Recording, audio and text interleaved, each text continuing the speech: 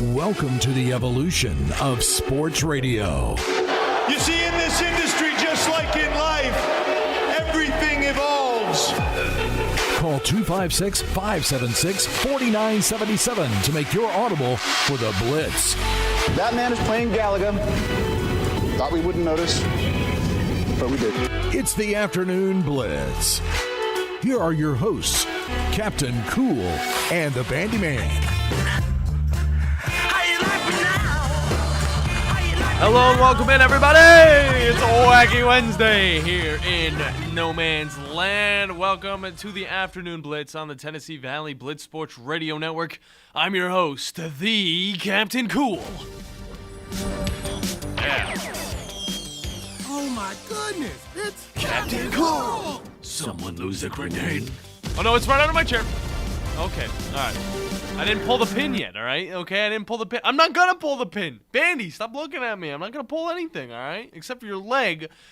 But make sure you guys find us. Make sure you guys find us online at theblitzsportsradio.com, on Facebook at The Blitz Sports Radio, and on Twitter at @TheBlitz_sports. And while you're at it, go and follow us on Twitch and YouTube at WZZNTV for more than just sports talk. Me and Bandi are lively behind the beautiful cameras that are looking right at us. He's not even on the screen yet. It's okay. He'll be there, okay? He just doesn't want to take up too much space while we're starting off the show. That's just how it is, guys. If you want to join in on the show, by the way, you can call us at 256-576-4977 or throw in an audible to change up the topic. We can talk about whatever you want to talk about. We'll talk about sports. We'll talk about gaming. We'll talk about fishing, maybe. I don't know. You know, throw a nice little jig bait into the lake that you're going to. I don't know.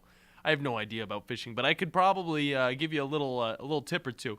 But this first hour is presented by Fleming Roofing and Restoration, the guys you need to talk to about all of your roofing needs. Have roofing problems? You might after last night, because I feel like my roof probably, a few panels probably flew off because of how windy and rainy. Very insane, but if you still have your roof intact, make sure you guys get it checked out by Fleming Roofing and Restoration so they can make sure you guys are sitting sturdy for the rest of this year. That's a lot of days. That's a lot of days. They might need to come multiple times, but look them up online and fill out your free quote today. Remember, Fleming always shows up. Now, I know. Let's get to it, okay? I know. There's another guy I got to introduce into the show, and that is one Mr. Bandyman Bailey Lowry. What is up, Captain Cool? I'm feeling pretty good today. Feel pretty good? Feeling pretty good today. Changed my sleep schedule a little bit. I had tea instead of coffee this morning. I don't know if it's giving me any extra energy. I don't know if I needed coffee in the first place because of the energy that is being output by my body. So who knows? But I want to know how you are doing today and what's on your mind, really, right off the bat of the show. You know what? There's a lot on my mind because some new tech came out for Guilty Gear that I'm going to be talking about in my segment later on. Sweet. That's got a lot of people kind of like in a frenzy. Yeah. Like if it's going to break the game, like if it needs to be fixed. It's a commentator, Sajam, put out a really good video explaining the entire tech, so I'm going to go over that. And on top of that, I mean, we got another update on Damar Hamlin as well, being he's now in the ICU and stable but still critical condition. Yeah. So, but looking toward good signs of recovery. Yeah, it's going well so far as of what we've heard. We've kind of been left out of the loop. Everybody really has been. But, you know, we are hearing only good things coming out of it.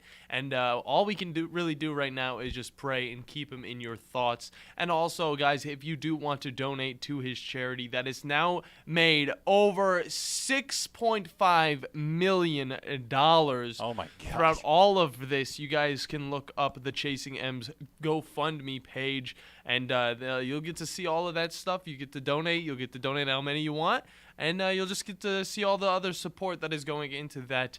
And, I mean, that's pretty much all we can do for Damar Hamlin at this moment. I mean, except for pray for him as well and just hope that his family is in the best of mindsets right now as he is getting better in his whole thing that went down that everybody knows about, okay? People are talking about it enough.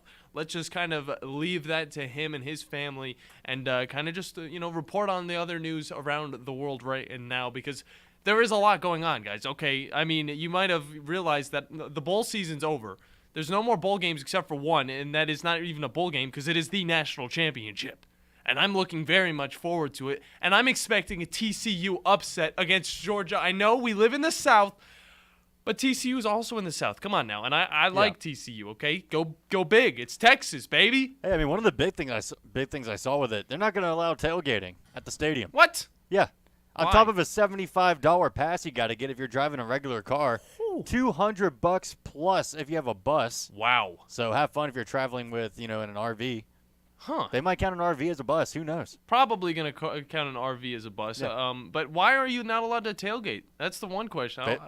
They didn't. I mean, as far as I saw from the picture, I didn't see a reason why. It just said there will be no tailgating allowed in any of the parking spots, like any of the parking areas. They're going to have to, come out and tow my car away then because I'm getting in there. So you're telling me this game is not only on a Monday, but we can't tailgate? None of that. I feel like That it's sounds always boring. I feel like it's always on a Monday too, and that's just to the point where it's just like, why? Like I get, you got to make the Monday a little bit more flashy, but it's just like it doesn't make any sense. I'd rather it be at the end of the week. I can celebrate it, I can think about it throughout the weekend, and then I can come into work and I can think, hey, now it's time to think about different sports. Because if a sporting event ends on a Monday, I'm just thinking, well, dang, now I don't have that sport. I feel like you have the weekend to at least give you closure with the Super Bowl or your sports team, getting kicked out of the playoffs or something like that. But a Monday, I mean, you're going to be riding that all week long, and you're kind of going to be, a little sad that you kind of lost out on that. By the way, took down the decorations yesterday. All the Christmas is gone now. It's all gone? It's all gone. It's very quick, and now it's time to be a little depressed because, the jolly season is gone out the window, just like that tree was last night. But yeah. I mean, what do we got next to look forward to? What, Valentine's Day? Yep. I'm with you, Chad. I'm with you. That worked perfectly. Hey, guys, I don't know about you two. I got a girlfriend. I might still have a girlfriend at that time.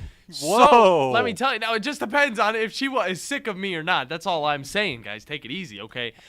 But, okay, Valentine's Day should be a good one for me. I don't know about you guys. Maybe go out and go get some food, go get some drinks. I don't know. Have a great little time. Make a thing out of it. Why not? I mean, like, you don't have to be alone on Valentine's Day just because, you don't have a significant other. You can have a friend. Hey, I will say, the discount on chocolate is very nice. Oh, yeah, dude. Go to Walgreens. That's where I'll be going. Yeah, all the heart-shaped candy and all that, I'm fine with getting that on a discount. Coach Steve! I'll buy it for myself. I'm Walgreens Coach Steve. I work at Walgreens now. I'm falling in love with the heart that says things. Have you ever watched? You've watched Big Mouth. You've watched. Come on. Mm-hmm. I can't be making these references without a little bit of a chuckle or a little bit of a reference in return. But Bandi, since it's the new year, okay? And we didn't really make too big of a deal out of it yesterday. Obviously, we wanted to get into the new year flying with colors. I got 100 getting to know you questions that I'm not going to ask all today. Okay, please, thank God, no. But we have a lot of days to kind of cover. So every once in a while, I might throw you one. All right.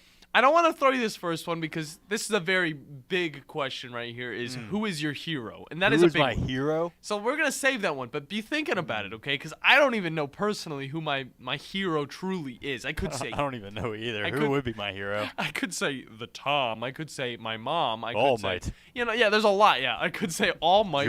Jotaro. There's a lot of heroes. We might have to put some rules on it because Maybe. honestly, there's some fictional characters that I'd probably say are my hero, but really in reality, they're not.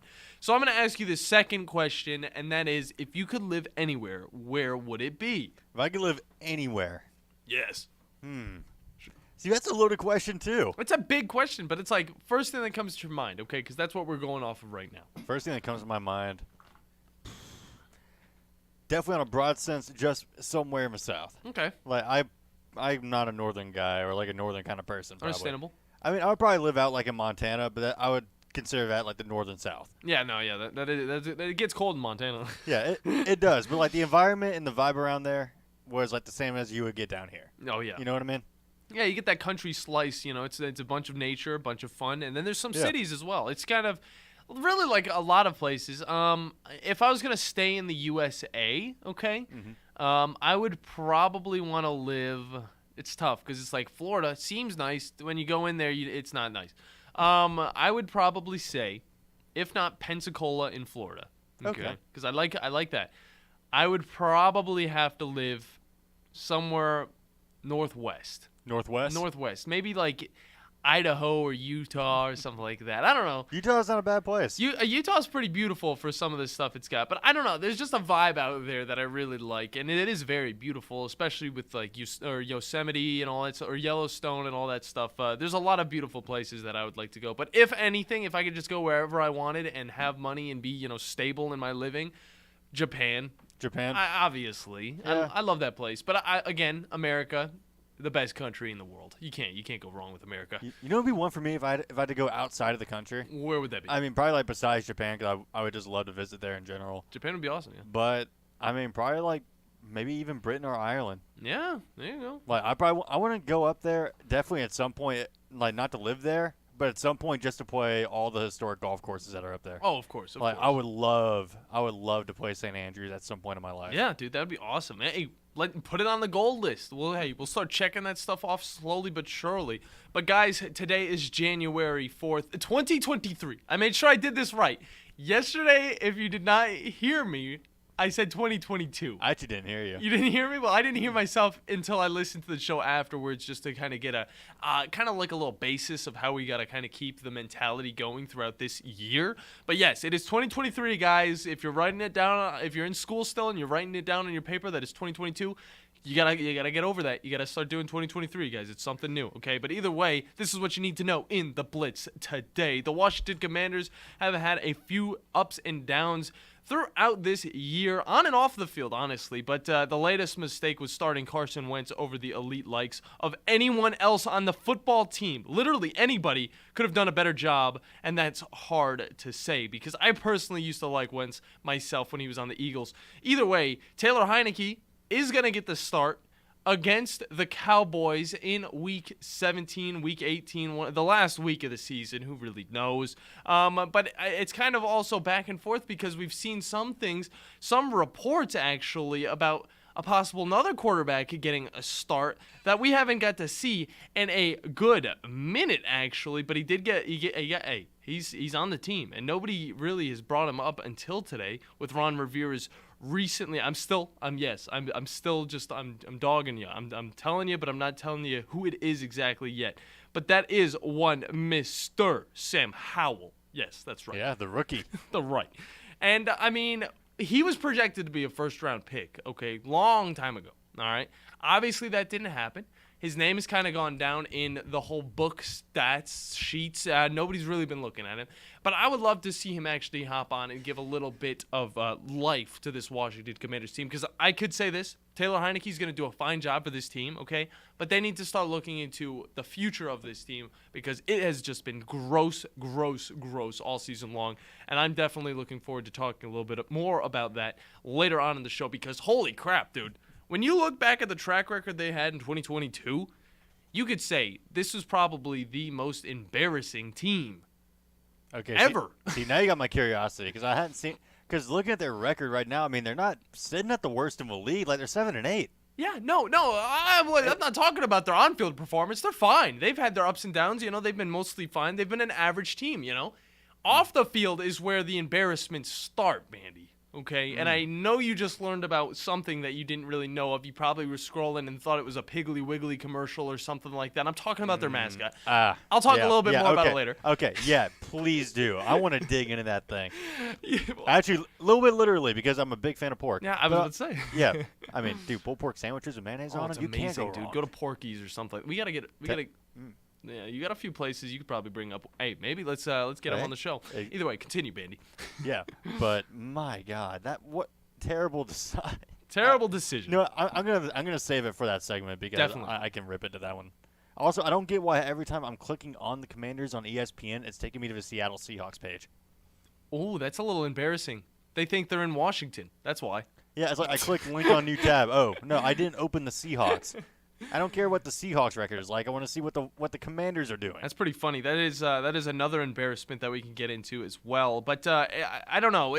Having Taylor Heineke as the starter is something that should have been constant throughout this whole time. Okay, he's got 10 starts now in the season. This will be his 10th. And I just gotta say, Ron Rivera, you're finally kind of getting back on track with benching Wentz. And honestly, he's probably done in Washington. We can say that. But it's gonna be a nice little game against the Cowboys. Cowboys. Cowboys will probably get the dub, but you never know what'll happen because Washington with Heineke has made some things happen, okay? They beat a healthy Eagles team, and they gave them their first loss of the season. But we'll talk a little bit more on all of the fun stuff and weird stuff that the Washington Commanders have been up to in 2022 because the list goes on, Bandy, and I can't wait. But good. Oh yeah. Well, and you thought we were over the high-scoring performances in the NBA, okay, with all these young talents just doing amazing stuff out there. But Donovan Mitchell wasn't the only person putting up a bunch of points, okay?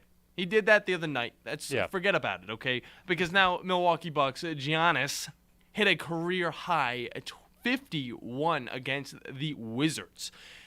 Big game by him. Huge implications for this, too, because this is similar to Mitchell making history the other night because Giannis, how do you say his name? Giannis Antetokounmpo. Yeah, the last name is one thing that I don't even get into, okay?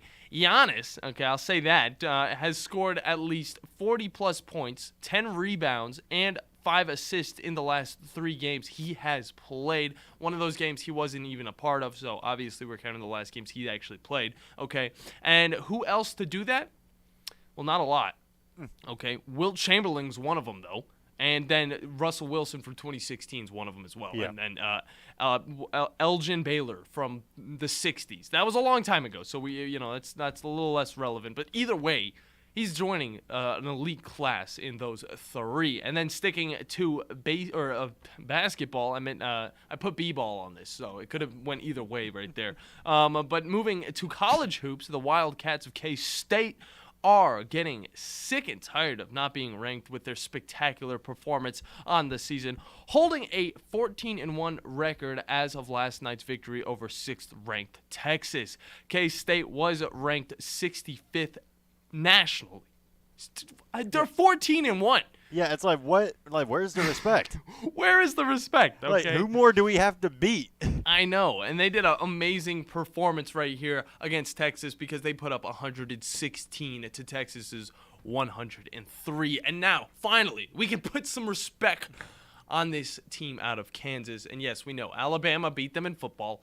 They're good in football, too, though. I mean, you can't take that away, okay? But that should go over to their basketball ranking as well because, I mean, they're looking hot on this season. 14-1, yes, please. That's a better record than most of the teams that are actually in the top 25. So put some respect on the name, and we'll want to see them a little bit more moving forward. And then moving over to college football, Ball State transfer Carson Steele is on his way to California to join UCLA Bruins to help out in their running game. And if you haven't heard about this kid, okay, and what he can do, you are completely missing out because first off, kid's got some beautiful hair, okay? Beautiful. All right. Okay. But that's besides the fact because he also knows how to run the football. And that was made evident in the 2022 season with 1,500 plus rushing yards and 14 touchdowns moving forward to his junior season. And this will be big for UCLA to replace Zach Charbonnet, who is moving forward with his football career in 2023. Will he go to the NFL? Probably. Will he get drafted? Maybe. We'll see about that. He had similar stats in his 2022 season as well. A little less rushing yards, but 14 touchdowns himself. So there's a lot to see from him moving forward. He did play at Michigan, if you did know that, okay, for his 2 first seasons in college. But you know what? Good on those guys. I'm excited for Carson Steele to be playing in a little bit of a bigger university. UCLA should be back on top next year. I'm looking forward to it very much. And then the Bandi Man will be dropping all the fun news with the gaming world during the ePlay-by-Play later in the second half of the show. Probably after we have our special Wednesday guest, one Mr. RJ White from sportsline.com to talk NFL lines and predictions and just everything. I'm very excited for that. I always am very excited for that. That talk is amazing. That's happening at 3, correct, Bandy? RJ? Yep. Okay, perfect to hear. That's going to be good because coming up next, we'll be going over the Washington Commanders / Pigskins. I don't know. Oh, could we call them the Washington Pigskins? I mean, at this point, if you got your mascot as that's the final decision you're going with. Okay. I mean, it's probably not out of the question Okay. at this point. All right. Well, we'll kind of keep up with that. I'll keep that in mind. Left hand up. Who are we, the Pigskins? And then we'll also be going through a lot of the bowl game matchups and really just the top 10. Yeah, I'm throwing a top 10 at you guys on a Wednesday. That's right. We're getting over the hump. We're getting back into the swing of things, and then we'll be hitting the weekend. And you know what? I want the weekend to kind of just go by fast so we can get back to work, because now it's 2023, baby. We gotta grind, and we're all grinding together. So that means we're all gonna succeed, guys. We're gonna hop into a break. When we get back, it's all going down on the cool segment of the show. So don't go anywhere, because you're listening to the Afternoon Blitz. The Blitz has been called. What's better than Valley Equipment Rental? Two Valley Equipment Rentals, and that's just what we have now. The original on the South Memorial Parkway between Drake and Airport Road, and their second location on North Memorial Parkway just north of Winchester Road. Valley Equipment is locally owned and has more skid steers, excavators, and lifts than anyone in the area, plus all the small tools that you need to get the job done like a pro. And if you are a pro, you need to check out the new North location now, because Valley Equipment has what you need. Learn more at valleyequipmentrents.com. TOC Sports has been there for you. Now, you're probably asking yourself, what does that mean? It means for more than 20 years, Alabama's largest orthopedic group has been there providing coverage and care to more schools and student athletes in the Tennessee Valley than any other group. It means whether you are the star football player, the all-region volleyball ace, or someone who hurt their knee in a weekend pickup basketball game, TOC Sports physicians are proud to have the opportunity to care for all your orthopedic needs. It means for parents, coaches, athletes, desk jockeys, or even weekend warriors, TOC Sports physicians continue to meet and exceed the orthopedic and sports medicine needs of our community. But most importantly, during these challenging times, we're here for you now, and will continue to be here. So as long as there are players on the field, games to be played, and contests to be won, the orthopedic specialists from TOC Sports will be ready to help. We don't know what the future holds, but you can count on the TOC Sports team to stay committed to you, so you can stay in the game. Call 256-539-2728 today and ask to see a TOC Sports physician. Check them out online, also Facebook, Twitter, and Instagram. This is Wes Neighbors talking to Chris Haygood of Bob Wallace Appliance. Chris, what sets you apart from other appliance dealerships? Wes, these appliances are going into the most used room in your house, your kitchen. The way we have these appliances displayed, it's easy for you to visualize how they'll look in your home. Wes, what sets us apart is the people. They're well trained. In fact, they live and breathe these appliances. And if you need service, you'll really appreciate our parts department. Contact Bob Wallace Appliance at 256-533-2121. Great food and the best live entertainment is what it's all about at the Furniture Factory Bar and Grill. Head to downtown Huntsville every Tuesday for karaoke on the only outdoor karaoke stage in North Alabama. Thursday night is the Valley's longest running and biggest bike night. Food and drink specials, giveaways, and live music on the patio. And the Furniture Factory menu is fully loaded with options from steaks to salads, plus a whole lot more. Featuring a weekday happy hour that starts at 3. 619 Meridian Street, downtown Huntsville, and online at FurnitureFactoryBarGrill.com. Guys, when we were 20, we never had to worry about spontaneity. And now that we've gotten older, spontaneity has been replaced with pills and injections. We're just trying to keep that intimacy, but it's taken away from spontaneity. At Advanced Life Clinic, we now offer GainsWave, which uses sound waves to non-invasively treat this issue with no need for pills or injections. Just give us a call, 256-888-9367, or check us out online, advancedlifeclinic.com. The Blitz has been called. Listen to the wind blow, watch the sun rise. Hello and welcome back, everybody, into the Afternoon Blitz. Here on a wacky Wednesday in no man's land. We got a little bit of fun to hop into, but before we do all of that, make sure you guys find us on Twitter at @theblitz_sports to keep up with all the updates that we have for you guys. And also make sure you have our app, the Blitz Sports Radio, on Apple and Android devices. And if you want to complete everything with us, also follow us on Facebook at the Blitz Sports Radio. And also get our sister station's app, 97.7 ESPN The Zone, so you guys can keep up with all of the fun to come from the WZZN world. Now, me and the Bandi Man are also on 97.7 ESPN The Zone at times because we do Buckhorn basketball games. So you're going to need that app just in case you have to be on Zone 2, Zone 3, Zone 4. Exactly. There's so much fun to come. You can't escape from us. And on that, also, we have Huntsville Havoc hockey all throughout their season, as well as UAH basketball, and soon to be Braves baseball whenever the baseball season starts. Very much fun. We look forward to it. And also remember that this first hour is presented by Fleming Roofing and Restoration, the guys you need to talk to about all of your roofing needs. If you have any roofing problems, make sure you look them up online and fill out your free, gotta love free, quote today. Remember, Fleming always shows up. All right. I'm Captain Cool alongside the Bandi Man. And it's time to get into some fun stuff, okay?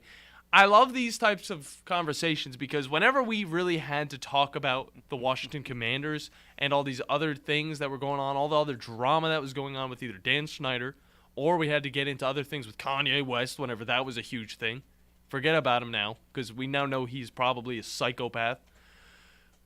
It was a fun, though, in the news world, for us at least, because it was an entertaining time, okay? But then we're also going to hop into the rankings for the bowl games in college football because those were also extremely fun, especially as of late, and that's all coming up here on What's Cool. It's getting hot in here. Hot?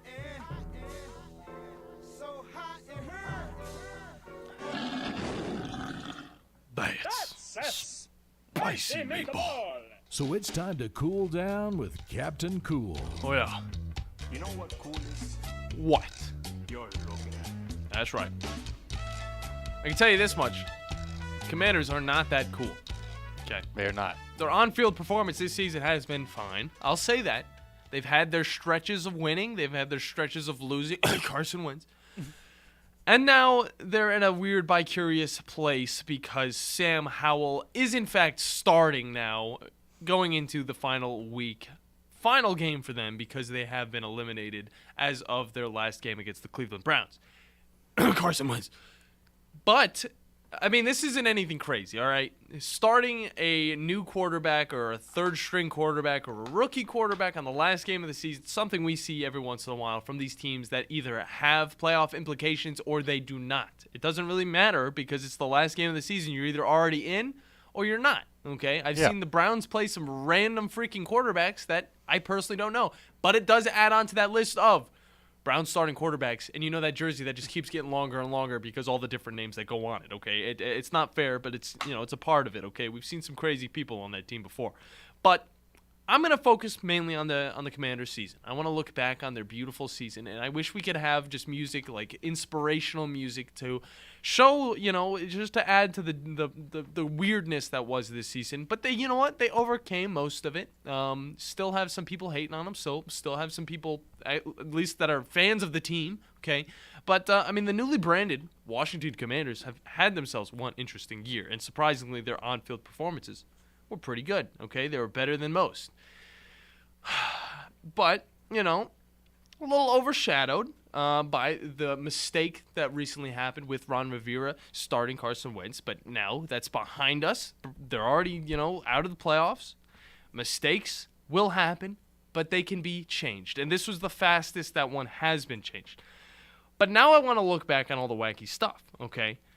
Because, first off, the rebrand to become the Commanders, that all started, okay? I mean, really all the wacky stuff went back to when they were just called the Washington Football Team, okay? Why didn't you just call them the Football Club? You should have just called them. You know what? Get them distracted, get them confused with some soccer teams. That's fine. But the rebrand to be the Washington Commanders, let's first off think about this, okay? There were other names that they could have been, okay? The Washington Commanders probably were not number one on the list. I feel like at the end of the day, the best name probably could have been, I don't know, anything else. Bandi, first name that comes to your mind. I'm thinking Washington Warriors. Washington Warriors? I think that would have been perfect. The Timberwolves? The Red Wolves. Oh, Washington Red Wolves would have been nice. That's actually pretty cool. Washington Pigskins isn't even a bad name. It's not. It still works off of the old name, and it's a football. Pigskins a football. And now I'm not even going to get into the last little bit of news we have to add on, okay? Oh, my gosh. But still, a lot of other good names. Commanders is fine, okay, because it still stays in, it's military aspect, Washington, D.C., it's all about, the government and all that stuff. That's fine, There could have been something else. Washington Governors. Washington, I don't know. Either way, Warriors worked, okay? The Washington Expos. The Expo. Don't get me wrong. They had some drip, I'll say that. But after 87 years of being the Redskins, the team had to change to something else because, it's not politically correct anymore. You can't say that word, okay? We say it every once in a while on accident, but, it's whatever. We respect that. We're totally fine with that. Other names, could have been shoes, but they're not. And they went with the Commanders, and, everything's fine. The name's fine. Yeah. Then they dropped the uniforms. Not fine. I don't mind some of them, okay? First off, I'm going to make sure I just have them up in front of me right now, just so I can really just describe you. You know what they look like, but I wanted to point out the things that really were not good about these uniforms. First off, I don't know what they were thinking with the little circles for the numbers. These are stitched on, guys, okay? Yeah. I know you're trying to go for that old-fashioned look, but that's just not how it works nowadays. These are stitched on uniforms, stitched on numbers. It doesn't work like that, okay? Second off, the white uniforms are horrendous. They're ugly. They're disgusting. Get them out of my face. I don't like the numbers on those. Those are the worst numbers I see out of all of them. If you even put the home numbers on the away numbers, it would have been fine. Like on the away uniforms, it would have been fine. I don't like that. What is that gradient? It's going back and forth, back and forth. It doesn't make any sense. But now, I didn't even bring up the worst uniform of all, the most horrific one, the all-black unis, okay? Oh, with the yellow? With a little bit of yellow, and then the W on the front. Like, what is this, the 80s? First off, looks like a just alternate reality arena football uniform, okay? And, I mean, it's just not good, okay? I'm pretty sure they never got a W while wearing those uniforms either. I don't know if they did, actually. But I will say this, okay? Throughout the year, those black ones turn into my favorites, okay? I will say that. But at first, they were bad, all right? The other ones are just so bad that it makes the black uniform look fine. It's mainly the helmet. The W on the front of the helmet does not work. That doesn't make any sense. Other than that, the black uniforms, make them your home uniforms. That's totally fine. They're pretty cool. Okay. The other uniforms are just trash. Throw them in the trash. Get rid of them. The second thing that came out of last year. Okay. The mug debacle. The mug debacle? With their merchandising. Hold on, I never heard about this. What happened with this? I brought it up to you during the show one time. It was a long time ago, though. It was really quick. They had Washington mugs, okay, Washington Redskin mugs, with the W, and then the state of Washington behind it. Super cool. Yeah. Except for, it's on the opposite side of the country. The state of Washington's not where they play. I just want you guys to know that. That's what I was making a joke of whenever you were looking up their record and you saw that they were Seattle. No, there's only one team in that area, okay?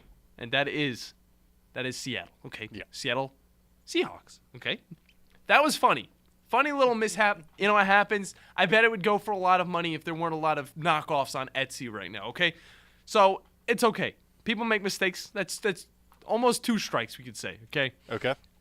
But, I don't even want to talk about the whole Dan Snyder crap because that's been going on since 2009. I mean, that's going to be turned into a 30 for 30. That is going to be, and it's going to be a good one too. Yeah. We're going to learn so much stuff that we did not know going into that.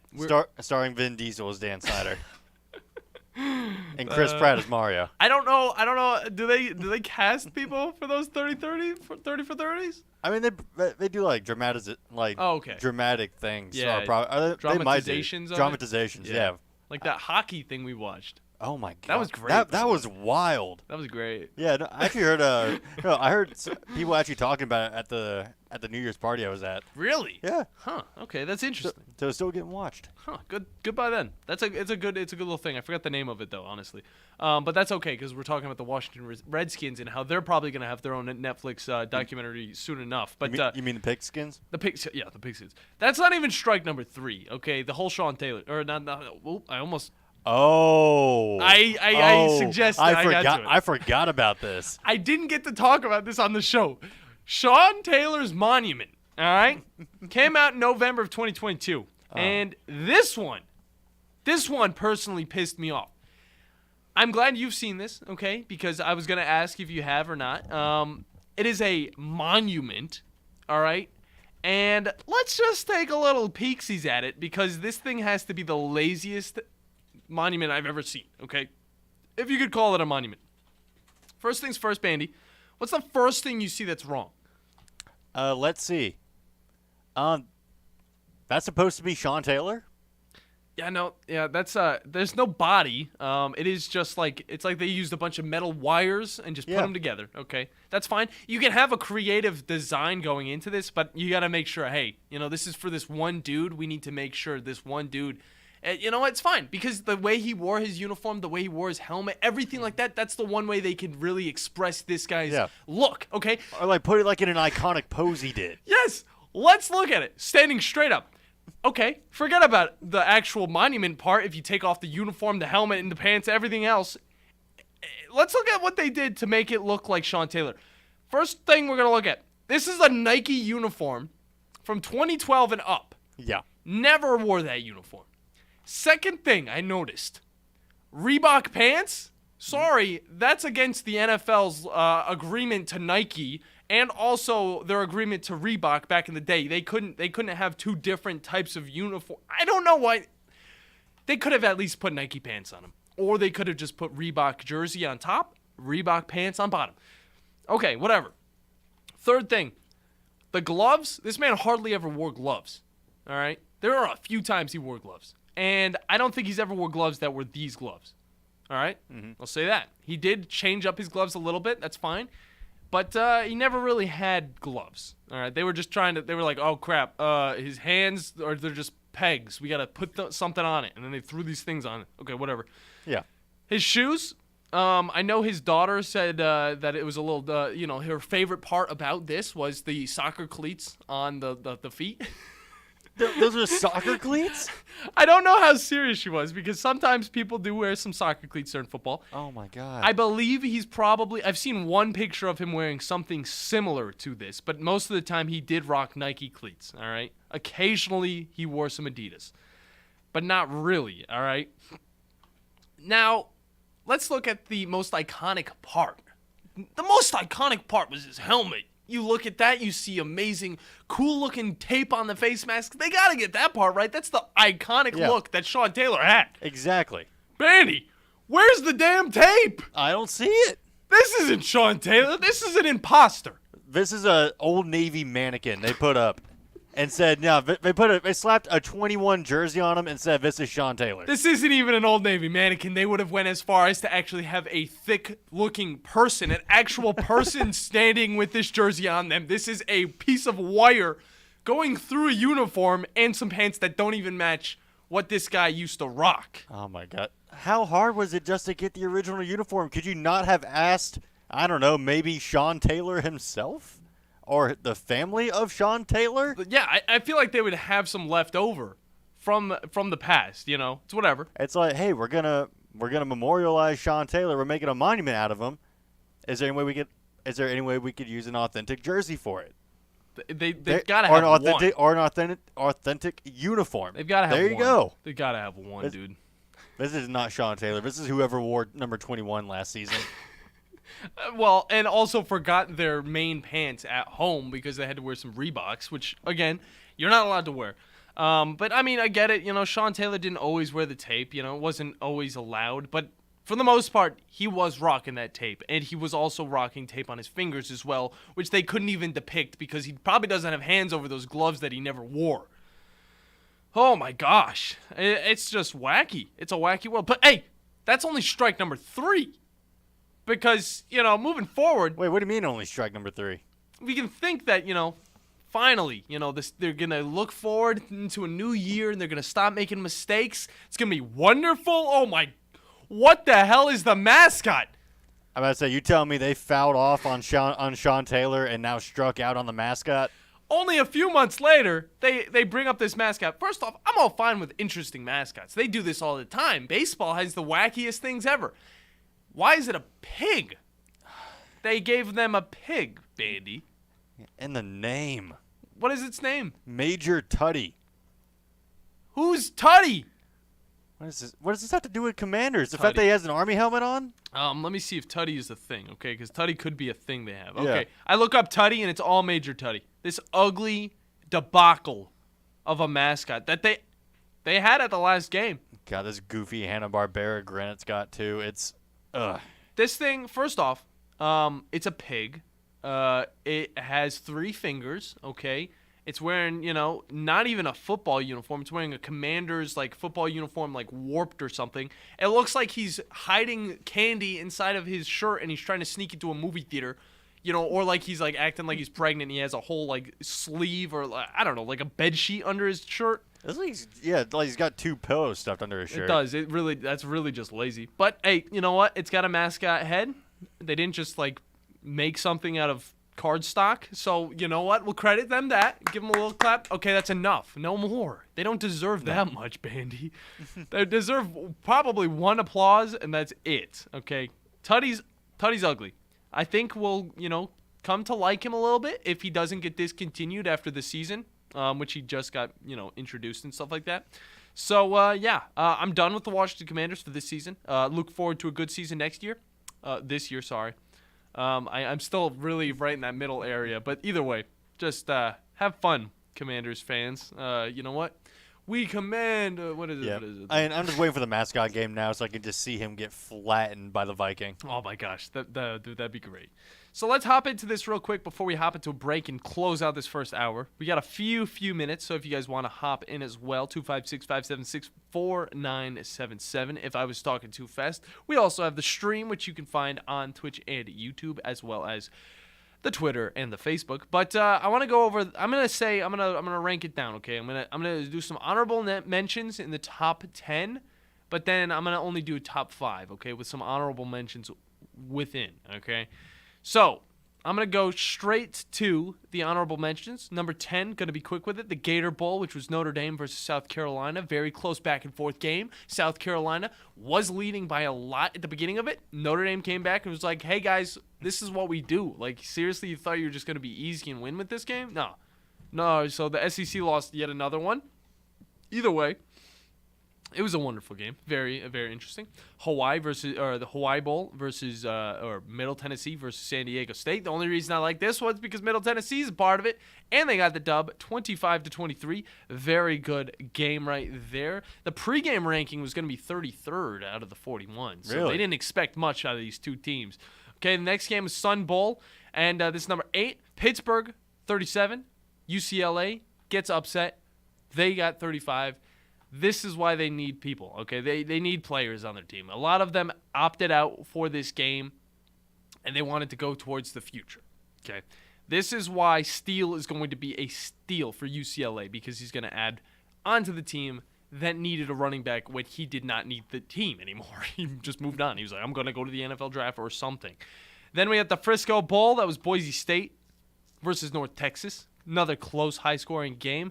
Arizona Bowl, 30-27, Ohio versus Wyoming. Ohio got the dub there. Again, teams that I didn't really care for. It was in Arizona, or it was at Arizona Stadium, and I don't really care for that one. I don't care for the bowl games that are in already predetermined stadiums that just have all the other branding of a different school. Yeah, it's weird. I don't like that. Same with the one that's in Boise State on the blue field. Okay. The Potato Bowl, I think that is. So number 5, we had the Fiesta Bowl. Number 3, TCU scores 51 on number 2, Michigan, who scored 45. Now, this game was just amazing. This game was wonderful. I can say that. Mainly because TCU was ahead of Michigan throughout almost the entirety of this game. They did not let up, okay? And Max Duggar, man's a freaking stud. Knows how to keep this team alive. Then the Cheez-It Bowl comes in at number 4 with Florida State defeating Oklahoma. Florida State really came up. They sucked last year. They really, truly did. And the year before that. But now they're starting to they do this a lot. They get better at the end of the season. But they're sitting at number 13, and they defeated Oklahoma, who, has been pretty good as well. And it was a rematch of the 2001 BCS championship game. So it was something we've been waiting for a while, all right? And it was good. It was worth the wait.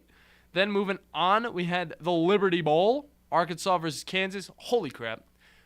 This was the first SEC Bowl win, and it was oh my gosh.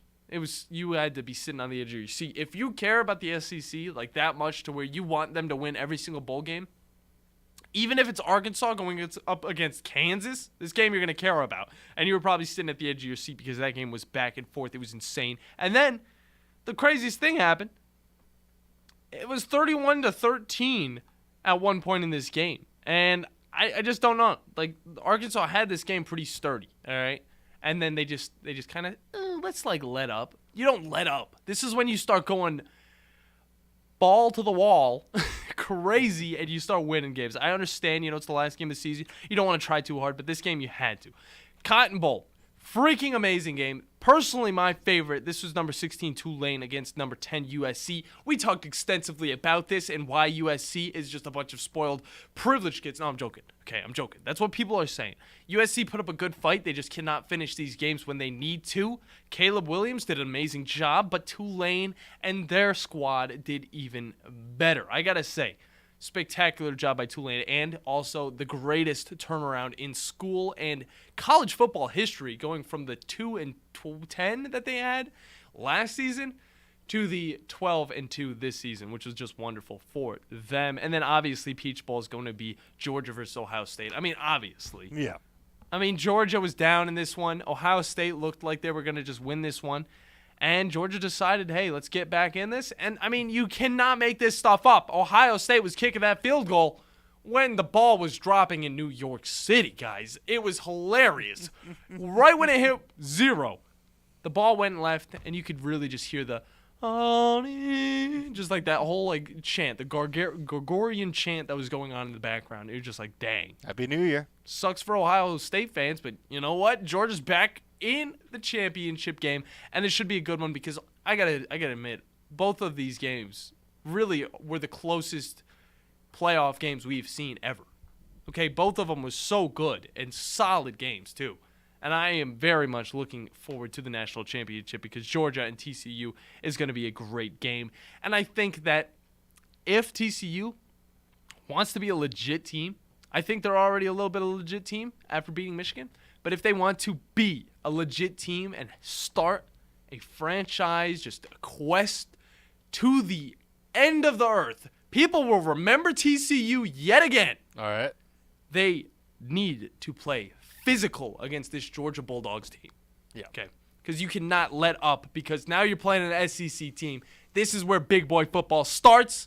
And this is when you got to come in clutch and get the dub. I'm looking to you, Max Duggar, and the rest of the TCU squad to get the dub. And I know I live in the South, but I don't care. I ain't biased. Hey, they're in the South too. They are. A little off to the left, though. Yeah, a little off to the left. A little to the left, like but it's still the South. Like Ohio State. Either way, we're going to hop into a break, close out this amazing first hour, maybe get a little insight on what Bandi Man's going to be doing tonight. I have no idea. Ooh. You guys are listening to the Afternoon Blitz. The Blitz has been called. This is Wes Neighbors with Philip with Eagle Insulation, and we have an announcement to make. Yes, Wes, we are now Eagle Masonry and Insulation. Still a place to call for your installation needs, but now we offer masonry services. What kind of masonry projects can you handle? Wes, no job is too big, no job is too small. We can do renovations, new construction, outdoor fireplaces, fire pits, brick landscape borders. Well, when you came out to my house, you did both the insulation and masonry at the same time. You guys did rock for me, you did brick for me, and you insulated my house. That's usually done at the same time that you're building a house. Absolutely. It really capitalizes on two services you need at the same time, and you can get one company to handle both of those.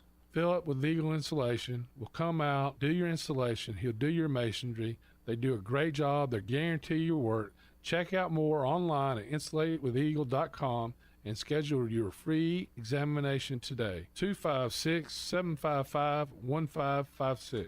Thanks, Wes. Do you have discomfort in your legs?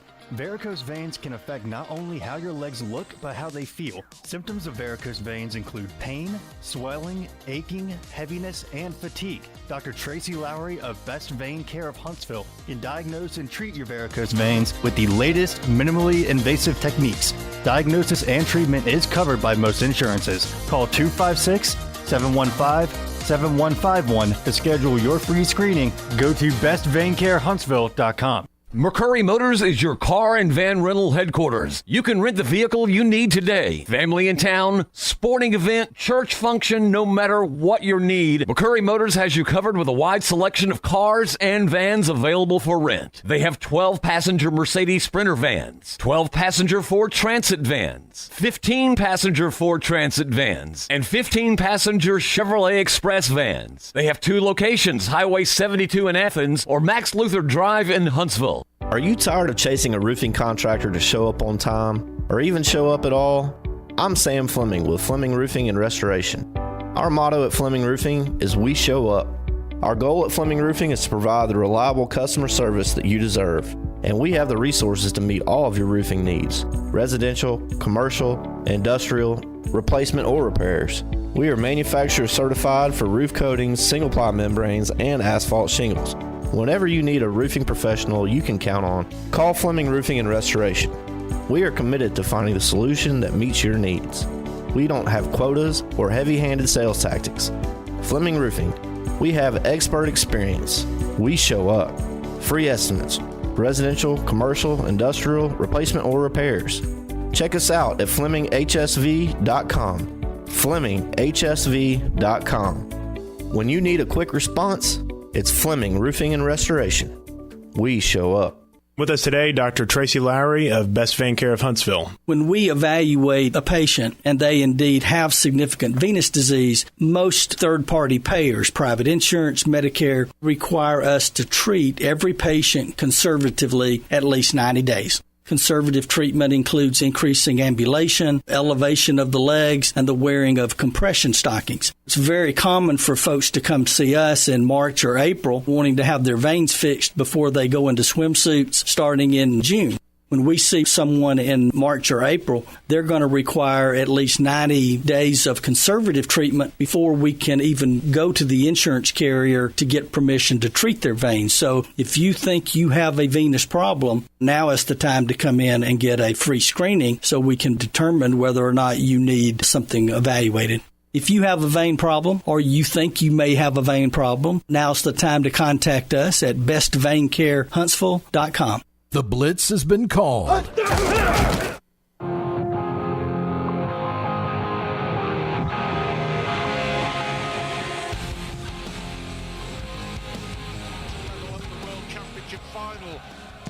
Michael Van Gerwen isn't in any mood to give him a sniff. Yeah, the combination finishing in this game I is love going the to be thump key. in my ear. You can tell by the way they're scoring, there may be nothing in it.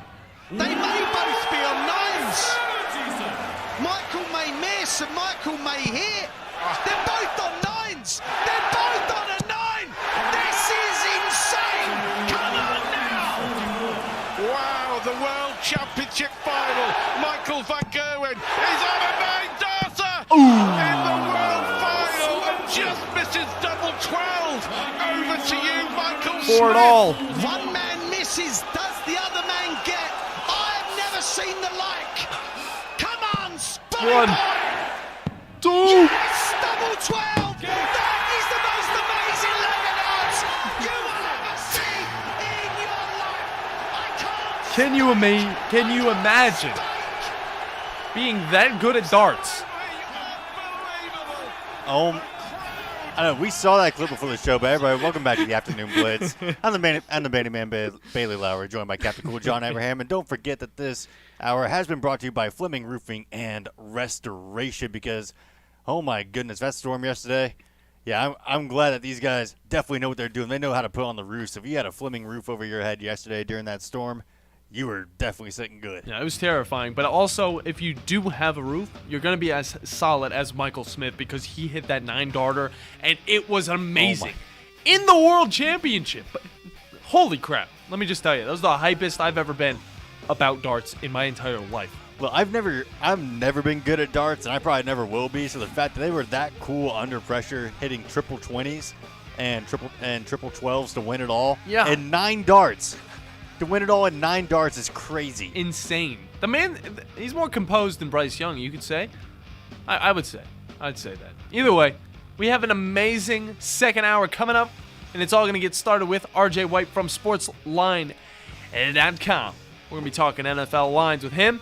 And then the E play-by-play at 3:30 with the Bandi man, Bailey Lowry. You guys don't go anywhere because you're listening to the Afternoon Blitz.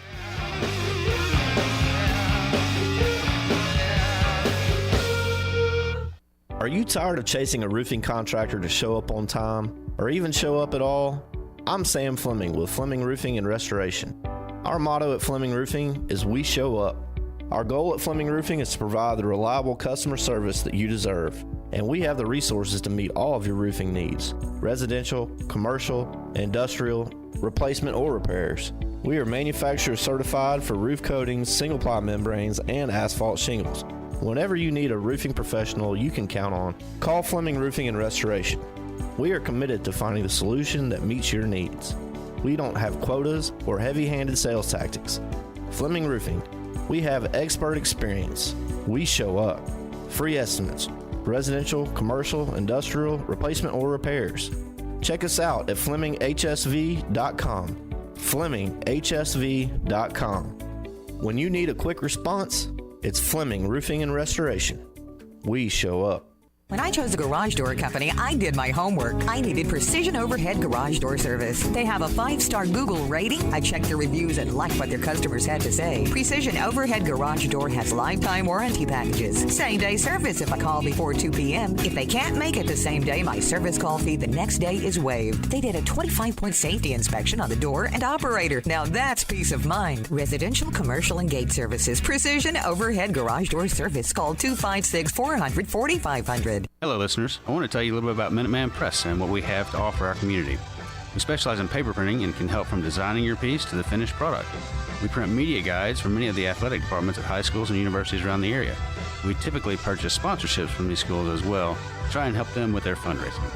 Once we have reached our new normal, we also print all types of marketing materials for you to hand out either in person, via mail, or at various trade shows and events. At Minuteman Press, we're not just putting ink on paper, we're building relationships. Carl Lewis for the Will Rogers Institute. Eat all you want and lose weight. At some point, everybody wants to lose a few pounds, but claims like these are often just too good to be true. So be careful when choosing a diet. Before you start a weight loss plan, please talk to your doctor and do your homework. For your free booklet, visit the Will Rogers Institute at wrinstitute.org or call toll-free 877-957-7575 and find us on Facebook and Twitter.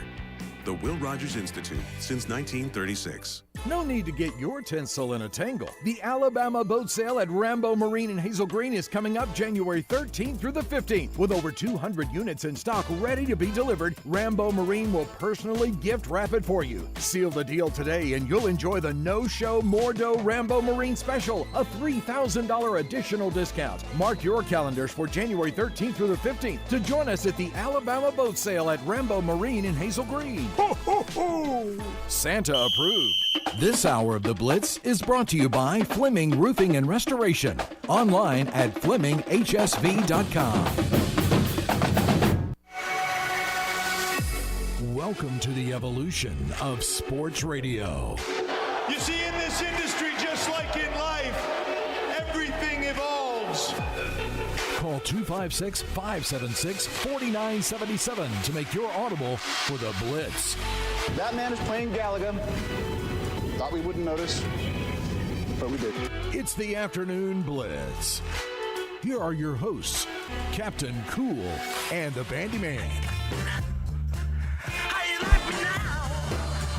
Hour number 2 here in No Man's Land. Welcome back, everybody, to the Afternoon Blitz here on the Tennessee Valley Blitz Sports Radio Network. I'm your host, Captain Cool, alongside the Bandi Man, Bailey Lowry. Yes, sir. And make sure you guys find us on Twitter at @theblitz_sports to keep up with all the updates we have to give to you guys. And make sure you have our app, the Blitz Sports Radio Network, on Apple and Android devices. And follow us on Twitch and YouTube at WZZN-TV. I know I'm asking you guys for a lot, but you know what? It's all worth it because you guys got the best sports content coming to you guys every single day, and that'll be right at your fingertips. But this second hour is presented by Woody Anderson Ford, the best place to get the best vehicles vehicles for the bestest of prices. Drive home in a brand new 2023 Bronco, Mustang, or if you're into trucks, they have a plethora of nice ones for you. From the F-150, the Maverick, they have the beautiful Ranger, all of those bad boys. Bobby White and his crew will take care of you guys. So find out more at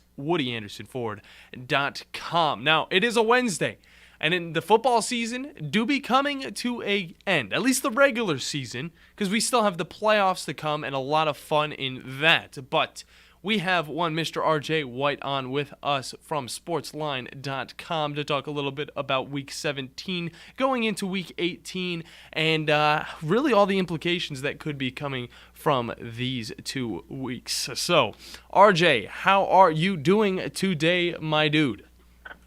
I'm doing good. How are y'all? We are doing wonderful. It's a new year, so obviously we got to come at it with a new, fresh mentality. I hope you had a wonderful holiday season, but it's time to look forward into some more college football, more NFL, more sports to come, really. And, I mean, it's kind of sad. The season flew by. It always does. But we still have a few weeks to cherish, maybe a few months to cherish, and a lot of beautiful football games to come. But first things first, we want to kind of talk about the whole Damar Hamlin thing, because, I mean, I know you've probably heard it a lot, you know, like what type of implications does this mean on the league? It's something we haven't really seen before in this professional football league. But I kind of want to get your opinion on how this might change up some things moving forward, and just how, you know, you feel about Damar Hamlin in the first place, and how you hope that, you know, possibly he could recover quicker than sooner, or sooner than later. Yeah, I am a Bills fan, so it was obviously any time that happens to any player would have been disheartening, just what we saw on Monday. But, you know, it completely throws everything into a loop. First and foremost, obviously, this is how you even if you have to not play the game and just deal with, you know, how much that goes against the Bills being able to get the number 1 seed, the Bengals being able to get the number 1 seed, the Ravens being able to win their division. All that's kind of secondary to this guy's health. And so it was important to stop the game, you know, send the players home, let them process what happened, and really get a better sense of how Hamlin is doing before they get their minds back on football. So one of the ideas I like that I've seen circulated that it sounds like might be in play is to do a kind of staggered playoffs and have the NFC wildcard weekend happen as normal, but have the AFC playoffs be on a bye that weekend and be able and have the Bills-Bengals game happen alongside the NFC wildcard playoffs. And then the following week, the AFC wildcard playoffs would happen while the NFC was on a bye, and then you move forward from there. Now, you lose the bye week before the Super Bowl in that sense because you're pushing the other rounds back. Yeah. But it seems like that's the easiest way to handle it, and the way it's the most fair, that gets all the games in, gets every team being able to compete for what was on the line heading into that Monday night game. Exactly, and that's a pretty good idea, honestly. I mean, we still have to wait until the Bills-Bengals game is going to be announced to start again, really. But it is one of those things where, you know, a player's health, player's life, pretty much, is more important than the entirety of the league. I mean, it's about having fun. It's about playing. It's a business at the end of the day. But again, I mean, it wouldn't look good on the NFL, and first off, I mean, this is just player health. It needs to be taken as priority. But it's a good idea. It's something that, you know, would be interesting to see happen. But again, the NFL being a business, you know, they got to figure something out the correct way. I mean, some people might not be all for it, but I know we as, you know, onlookers would probably be totally fine with it. But kind of now looking at the Week 17, we're going to be quick with this because, I mean, there were a few games. Some games didn't really matter, like my Browns-Commanders game. I mean, it did for the Commanders, but they decided to have Carson Wentz in, and now they're going forward to have Sam Howell. And I kind of just want to get your opinion on what is really going down with the Washington Commanders, because it's just something. There's just a huge mess just going on for their whole 2020 season or 2022 season, and this is one way they're going to cap it off. Yeah, I couldn't really tell you what's going on. I mean, anybody that watched Carson Wentz earlier in the year knew that was not the answer to put him back onto the field in the middle of a playoff race where you're fighting for your playoff lives in a winnable game against the Browns. You know, Deshaun Watson hadn't looked great to that point. The Browns have a beatable defense, so you should be able to go out there and win that game if you're a playoff caliber team, and they didn't come close to it because of how bad Wentz looked. And so then you cycle that forward, and then you get Rivera's comments after the game, not even realizing they could be eliminated. He tried to play it off later and say, "Well, I was so focused on winning the game. That's the only scenario I had in my mind was winning. I didn't realize yada yada." But that's a very bad look for the coach. First, to make that quarterback decision that was so bad in leading into that game, and then to not have the wherewithal of even being able to play that question off, even if you didn't know, just to be stunned and like, wait, we can miss the playoffs now and just not know what's going on. Very, very bad look for him. So I think things have to be evaluated for that franchise if you want to move forward. It seems like they took a step forward this year, but are they under the right type of leadership if those are the decisions being made late in the season and they don't really have the awareness of what's going on around them? So it is an evaluation time in Week 18 for Sam Howell. It seemed in initial reports they were going to start Heineke, and then people were like, why not start Howell? And now they're like, oh, yeah, by the way, we're starting Howell. The stats report came out. So I don't even know if they know what they're doing half the time. The danger you might get into with Howell in this game is what if he looks really good and you think you're okay at quarterback, and it turns out he's not a very good quarterback at all. So you think you might have Gardner Minshew, but in reality you have like Taylor Heineke 2.0, and you find yourself back in the same situation at this time next year. So you really need to go into the focus of whatever the mindset of whatever happens in this game with Howell, even if he does look good. We need to bring in quarterbacks in this offseason. We need to have a competition, and we need to find the players that are going to make us, and maybe even the coaching staff, that's going to make us a playoff caliber team next year. Yeah, and then kind of looking at the teams that are going to the playoffs or maybe are going to the playoffs. Well, we know that the Vikings are, but then the Packers, the team that destroyed them, that we looked at before earlier on in the season, and we were almost giving up hope for both this Packers squad as well as the Buccaneers, who are now both sitting at 8-8. We knew they would kind of come back in some way, but they're almost having the exact same season now with this comeback that both Tom Brady and Aaron Rodgers are having. And kind of just give me the best scenario for both of these teams. Who do you think would probably go the farthest if made it to the playoffs? And, I mean, just how did this even happen? How did this work out in the end with both of these teams kind of being able to, agree on something and starting to win games? Yeah, both of it comes down to they have favorable schedules. They play in favorable divisions, essentially. Mm-hmm. Even the Vikings running away with their win-loss record, they're not as good as their win-loss record indicates. They're very good to win all their close games, but we know the defense has been a problem on that side of the ball, and Kirk Cousins has had his issues in certain situations. So neither one of them played like a juggernaut-type schedule there. A lot of kind of East defenses, and then they've caught some breaks along the way. Tampa Bay should have lost a few games along the way, just happened to get the breaks and get the fourth quarter comebacks. And like if one drive, works out a little bit differently in that comeback, then it's a loss instead of a 1-point win or out in some of those games that they've had. And then on the Packers side, I mean, the offense didn't have to do much in that Vikings game. They got gifted. Well, the defense made this great stand on the 1-yard line after a turnover to hold the Vikings to a field goal, take the kick back for a touchdown, then take an interception back for the touchdown. So the offense, without doing much, is now up 14-3, and even after committing that turnover to put them in a precarious situation. So I'm not really sure the offense is that settled. I'm not sure the defense is as good as it looked against the Vikings either. I think they still have questions to answer. I think they're about even with the Lions in terms of team strength. They both do different things well. Mm-hmm. So in terms of which one is more talented between the Packers and Buccaneers, just looking at the whole breadth of the season, I would say the Packers are a little bit better. Which one's going to go forward in the playoffs? The Buccaneers obviously have the better road because they get to play at home against another wildcard team. Now, if that's the Cowboys, it looks like it might be the Cowboys. That's going to be a tough game. But and if the Packers get like the Vikings in round one, maybe they go a little bit further. So it just kind of deals with the matchups. I would say at this point I'm a little bit more confident in the Packers making a run than the Buccaneers. Okay. And RJ White with us from sportsline.com talking week 18 now because we're looking forward. And, I mean, the Titans-Jaguars game is one to definitely look at. Both teams kind of the Titans had it at the beginning, but hard season for them. Obviously, a bunch of injuries, not the most favorable schedule. And now they're going up against the Jaguars, who have been on the opposite side of that spectrum. They've kind of been picking up a little bit more pace. But this is a huge game. And right now the Jaguars are sitting at around 6-point favorites according to Vegas, and kind of just tell us how your stat line goes against this one, and who do you really have winning in this and moving forward? Because I gotta admit, I don't know if I have any faith in this Titans team to really do anything to finish out this season. Yeah, I think the Jaguars are a much better team at this point. I think the Titans have the better coach. I think the Titans, you can't ever count them out. We've seen in the past that they've been able to overperform expectations time and time again. So wouldn't want to make it seem like they can't win this game. They obviously can, even with third-string quarterback, on the field, all the injuries they're dealing with.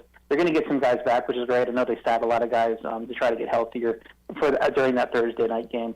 So that will help, but they're not going to get the biggest piece back, and that's Ryan Tannehill. So even if Derrick Henry is able to run the ball, the Jaguars have a pretty good run defense. I believe they're 7th in yards per carry. So Josh Dobbs is going to have to do something to win the game. Now, he'd had his moments against the Cowboys, but you got to remember the Cowboys up until the day of the game prepared to face Malik Willis. Everybody thought Malik Willis would be the starter. Then out of nowhere, Josh Dobbs gets announced. So it's a very different stylistic quarterback, a quarterback that really can't throw the ball at this point in his career versus one who can. And they probably weren't ready for as much of the passing game. Josh Dobbs had 39 pass attempts in that game. I mean, you're never going to probably see in his career Malik Willis throw 39 pass attempts in a game. So that's what now that the Jaguars can prepare for Josh Dobbs, he might not look as good when the Jaguars know what to anticipate.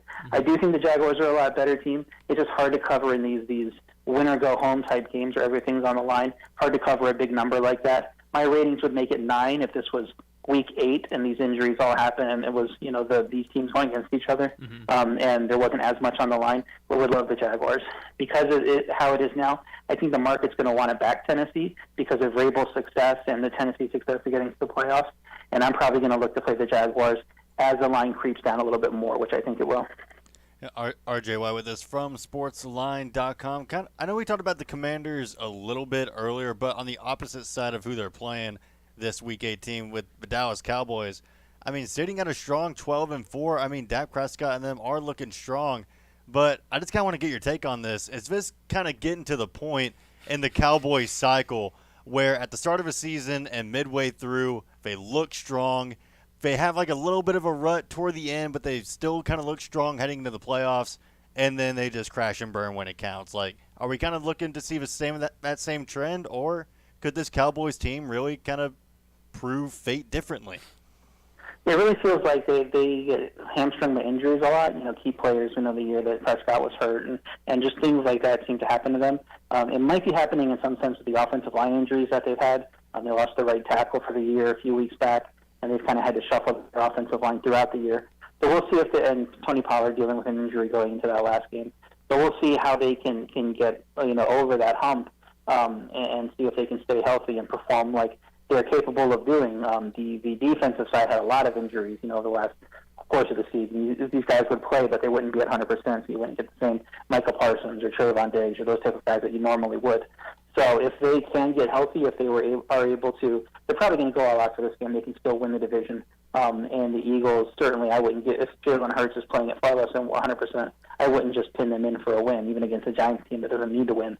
So the Cowboys kind of have to go for it. But we'll see how that game goes if Sam Howell isn't having any success and they're able to rest guys in the second half a little bit and prepare for the playoffs. That'd be good for them. But it's really going to just be, can they be healthy enough and get the right matchups?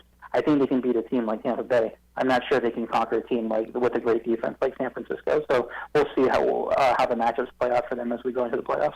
Yeah, and speaking of that Giants-Eagles game, I kind of wanted to look into the Eagles a little bit because, I mean, obviously the last 2 weeks they've been, without Jalen Hurts, and that's kind of hurt them.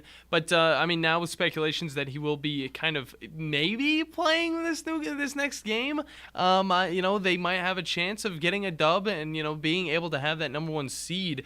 But, I mean, what is the likelihood of this? I mean, Jalen Hurts still dealing with that shoulder, and then there's obviously a plethora of other injuries to come for this Eagles team. But I need to know, what does this Philadelphia Eagles team really need to do to prove themselves moving forward? Because whenever they get to the playoffs, all hell breaks loose, okay? Nobody's holding their hand. They're going to be out there, and teams are going to be fighting them with all of what they have. So what are the chances the Eagles can make it, the distance? Yeah, it seems like Hurts is trending toward playing. I don't know that would be the right move. He's not going to be 100%. He's not going to have Lane Johnson out there. We talked about their other injuries. That's about as impactful an injury as you can have to a non-quarterback in any offense. He's one of the best right tackles in the league. And if you don't have him out there able to protect Hurts, you're putting Hurts in even more danger against this Giants team that would love to rough up the Eagles. They might see them in the playoffs. So they would love to get a few hits on Hurts, Kayvon Thibodeau doing some more stack celebrations, and we'll see how that goes.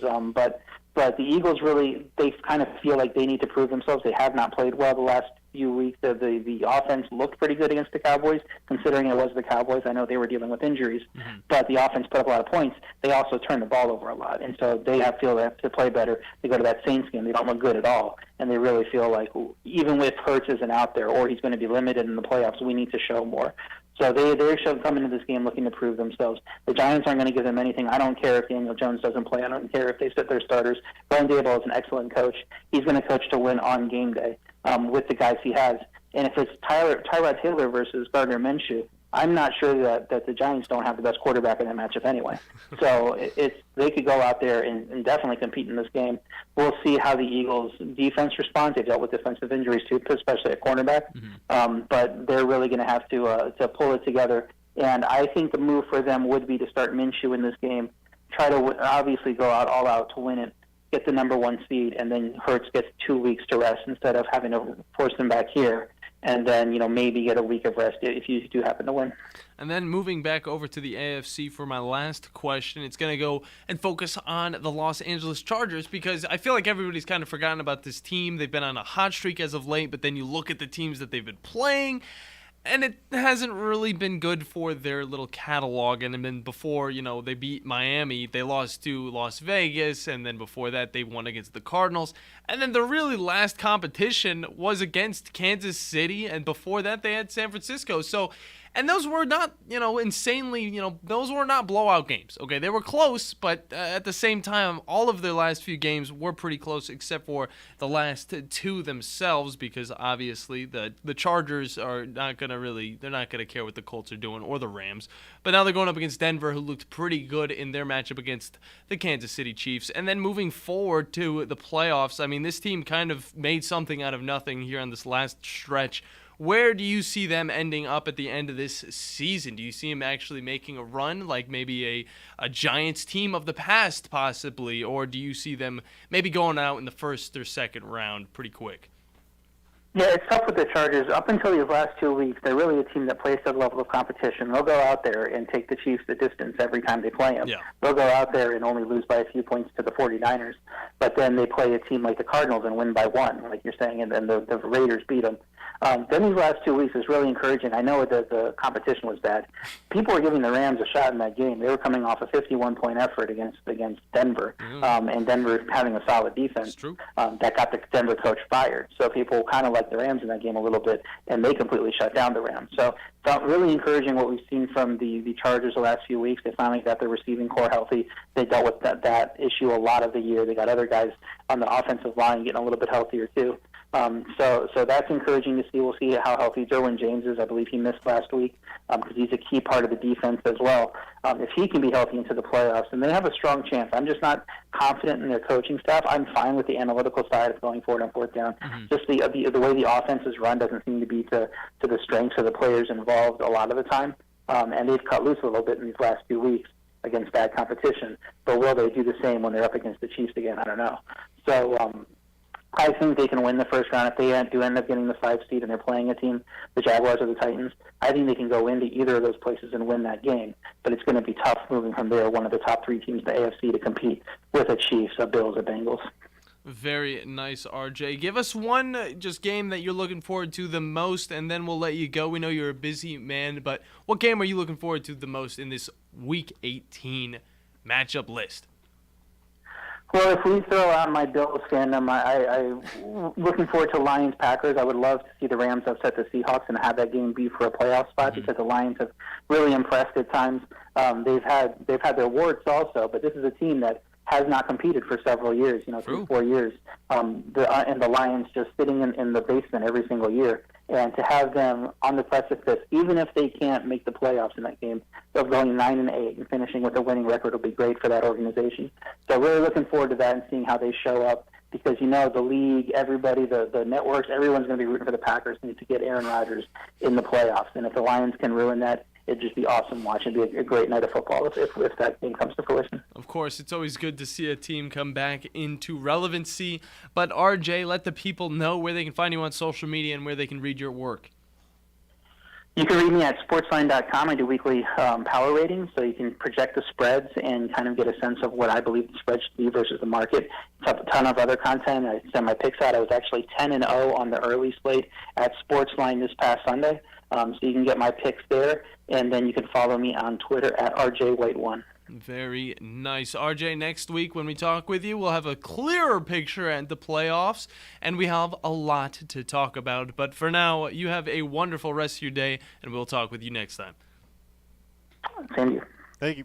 Thank you, RJ. Always good to have him on. I know he's probably getting sick of our little childhood antics. I will say that. Probably not. Probably not. He loves us. He loves us. We all just like to bust each other's chops. So I'm scared to bust his chops, though. I feel like we're not at that relationship yet. One day. One day, Bandi. Either way. I will say, though, I mean, going 10-0, though, if that doesn't scream credibility for RJ's picks, then I don't know what will. Man, spectacular. We hype him up enough to where he should be friends with us, but that's not how friendships work, okay? So maybe we'll have to go out and watch Mugen Train with him or something like that. I don't know. Either way, we're going to hop into a break. When we come back, we're hitting the gaming side of the show with the play-by-play with the Bandi man. So don't go anywhere because you're listening to the Afternoon Blitz. Do you have discomfort in your legs? Varicose veins can affect not only how your legs look, but how they feel. Symptoms of varicose veins include pain, swelling, aching, heaviness, and fatigue. Dr. Tracy Lowry of Best Vein Care of Huntsville can diagnose and treat your varicose veins with the latest minimally invasive techniques. Diagnosis and treatment is covered by most insurances. Call 256-715-7151 to schedule your free screening. Go to bestveincarehuntsville.com. You've got to experience Toyotathon at Bill Penny Toyota. They've got the selection with over 700 new Toyotas to choose from. And they've got the extras with Bill Penny perks and a 10-year unlimited warranty. So get on over to Bill Penny Toyota today and experience Toyotathon. Bill Penny Toyota in Huntsville and online at BillPennyToyota.com. Bill Penny's Toyota 10-year unlimited warranty is valid through the 10th year of ownership. Valid on new vehicles only. See dealer for details. This is Wes Neighbors with Philip with Eagle Insulation, and we have an announcement to make. Yes, Wes, we are now Eagle Masonry and Insulation. Still a place to call for your installation needs, but now we offer masonry services. What kind of masonry projects can you handle? Wes, no job is too big, no job is too small. We can do renovations, new construction, outdoor fireplaces, fire pits, brick landscape borders. Well, when you came out to my house, you did both the insulation and masonry at the same time. You guys did rock for me, you did brick for me, and you insulated my house. That's usually done at the same time that you're building a house. Absolutely. It really capitalizes on two services you need at the same time, and you can get one company to handle both of those. Philip with Eagle Insulation will come out, do your installation. He'll do your masonry. They do a great job. They guarantee your work. Check out more online at insulatedwitheagle.com and schedule your free examination today. 256-755-1556. Thanks, Wes. Hey folks, this is Arthur Seaton, Managing Partner at University Kia, here letting you know we are proud supporters of Madison Academy football. Stop into the University Kia today and shop our large selection of new Kias, including the all-new Telluride 8-passenger SUV, the stylish new K5, and sporty new Seltos. Visit universitykia.com to view all our great offers and get pre-approved in minutes so you can drive home your new Kia today, because we want to see you in a Kia. Go Mustangs! The Point at Oak Mountain are newly renovated spacious apartments in Birmingham. Convenient, beautiful, newly renovated apartments. Spacious units offering vaulted ceilings in a quiet atmosphere with pool amenities. So why look further? Call them today and make an appointment. 205-981-3005. The Point at Oak Mountain in a very affluential setting across the street from Lee Branch Shopping Center. Come live on the mountain and experience amazing views. Online, Oak Mountain MGR at waypointsms.com. This hour of The Blitz is brought to you by Fleming Roofing and Restoration. Online at FlemingHSV.com. The Blitz has been called. This hour of the Blitz is brought to you by Fleming Roofing and Restoration. Online at FlemingHSV.com.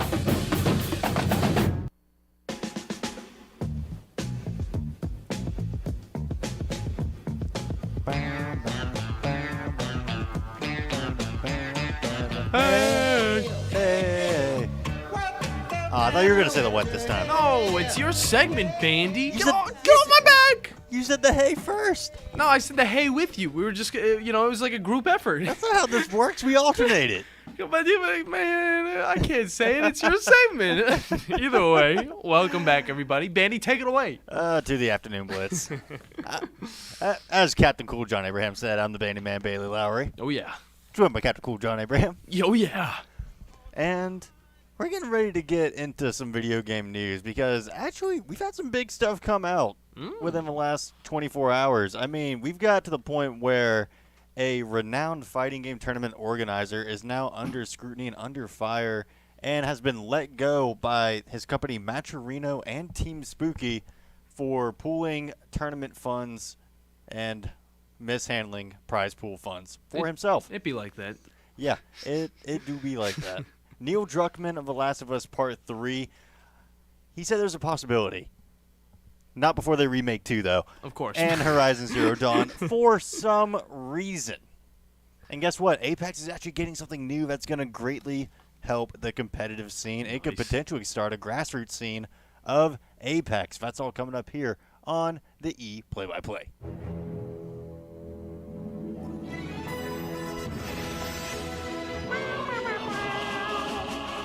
Time to catch up on esports with Play-by-Play with the Bandi Man. Do I want to start with this Last of Us Part 3 story? Sure, just get it out of the way. Yeah, because they said there's going to be a possibility of The Last of Us Part 3. And, I mean, I'm fine with it. I'm fine with it continuing the story. He said, I think there's much more story to tell. Of course. But Part 2, you dropped the ball. Money Look, grab. is the gameplay great? Yes. Do the graphics look fantastic? Of course they do. It's on PlayStation 5 and PlayStation 4, I think. But here's the thing. They gutted the story. They said, you can say there's much more story to tell. I don't want to hear more of a terrible story. Like, you peaked in Part 1. True. You peaked in Part 1. You were terrible in Part 2. Like, fire all the writers, hire different ones, hire all the old ones back. If they were the old ones, then guess what? Fire them. Time travel back in time, get the Part 1 writers and make them write Part 3. At least get the mindset or something, because the mindset in the second one, he's straight out the window, just like my Christmas tree. Yeah, straight out the window, and then they force you to try to like the character that killed him. You can't. Can't. No, you can't. Pisses me off. It's like, oh, but Abby's one of the best new characters introduced. No, she's not. Yeah. I'm sorry. You can kill the main character of the last game. Try to go on the side quest. Have her have a tragic backstory to get me to like her. No, cliche and dumb. Sorry. Get rid of her in Part 3. Kill her off at the beginning of Part 3. That will make up for all that you did in Part 2. Yeah, I like that idea. Now, wrestler cosplay.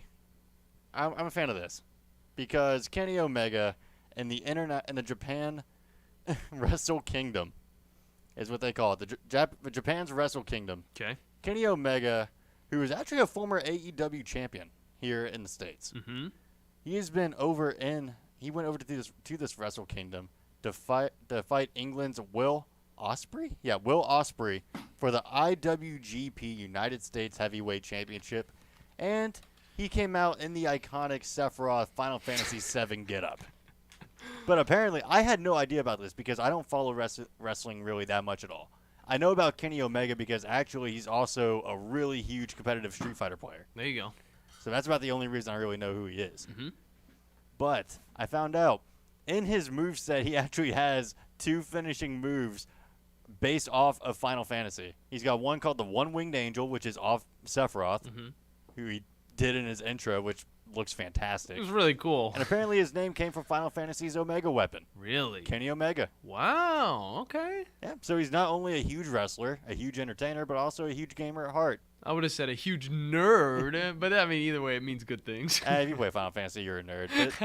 It's not a bad thing to admit. They're great games. No, again, like I said, if you can admit that you're a nerd or admit that you like some stuff that other people might think is lame, then that means you're cool in and of itself. So Yeah. go off, Kenny Omega. You're making millions while other people are just making fun of you. Oh, this just dropped 30 minutes ago. Oh? I didn't have a chance to see this, but apparently Madden 23 franchise saves accidentally deleted by data storage error at EA. Oh, jeez. Hold on, let me see this. Madden NFL Series has once again seen another nasty round of franchise errors. This time, some players who logged into Madden 23 over the holidays experienced an issue related to data storage that corrupted their files, causing irreparable damage to some. Some. They say some, but it was during the holiday season when everybody gets their hands on a video game, and a lot of them are getting their hands on Madden. So some probably is like 1 million people. Yep, players experienced a data storage error, noting leagues were unavailable, subsequently corrupting their online franchise, connected franchise mode leagues, and face of the franchise files. Oh, That's no. a lot. That's a lot more than just franchise. That's pretty much about all the single player content that Madden has to offer. Like, if we're being real, and even not even all that single player. I was just thinking of franchise mode and like face of the franchise. That's what I was thinking about. Yeah. But EA says its Madden teams are attempting to restore those files, which is good, but they estimate 60% are unrecoverable. Wow. Some players have permanently lost their saves. Oh my gosh. Imagine you spent all that time grinding up your face of the franchise player. Like, you got good over. I mean, how does Madden create a player work? Because I'm assuming it works a lot like 2K's. Yeah, you pretty much just create your player, and then you go through, like, getting drafted and stuff like that. I Yeah. think they're still doing the college stuff. You get drafted from the college league. Or Is it still kind of like the RPG stuff where you put, like, coins and yeah, stuff you have to into put stats? stats towards that. Yeah, Okay, it's like every other type of, like, build your own elite person. But first off, I want to say, you have to spend full price to get this game, by the way, which is, again, people are pissed off with it because it's just a big old update, like we've said before. Continue, though, Bandi. Oh my gosh. But here's the thing. If you did not log in at all during the window, what was the window they said? December 28th. If you didn't log in on December 28th or December 29th, then you're safe. You're good. Okay. So this won't happen. This wouldn't have happened to you at all. If you didn't play any Madden, which is, you're probably living a better life anyway. But imagine if, man, you just got the new Madden game for Christmas. You got the new console too. Like, you're loaded up. You're off from school, nothing else to do during the day. You just want to play some Madden, like, all holiday break. You log in December 28th. You just spent, like, 2 whole days grinding up your face of the franchise player, getting into, like, 88 overall. Gone. Never playing it again. You got to do it all over again. Or, God forbid, you got the game day 1, and you've been grinding your My Player, and he's up to, like, 95-plus overall. Exactly. And you logged in during that time, and now he's gone. You got to do it all over again. Or you gotta pay. You just gotta pay money to do it. Yeah, you just gotta pay. You could just wail out. I feel like this should come from, like, normal consumers of the game that have actually played a lot of it. Honestly, if I only played franchise mode or anything like that, like, I feel like I would be obligated to get my money back for this game, because if I can't get my franchise back, which is all I would play personally, then why the heck do I have this game? Okay. It's like, oh yeah, you get this game, but it resets every, certain, days and stuff like that. I know it's a freak accident, but still, I paid full price for this game, and all of what I have been working towards is gone. I'm not gonna play it ever again, and I can't sell it. So you better just give me my money back, or I'm gonna try and sue you guys. I don't know. That's not what EA needed. Yeah, and you want to talk about losing a lot of your stuff and having internal servers getting messed up? Yeah. Warzone 2. Oh no. Warzone 2. I like the game. I do. I like the gunplay in Modern Warfare 2. I like that it's slower paced. And I like that Warzone 2 feels a little bit more tactical than Warzone 1. You die quick, I will say. Yeah, you do die very quickly. And they do need to address the time to kill on some of the guns because they are ridiculous. Fennec. Yep. That's the only gun I'm talking about. By far the best SMG in the game. Jeez. But shadow bans are running rampant right now.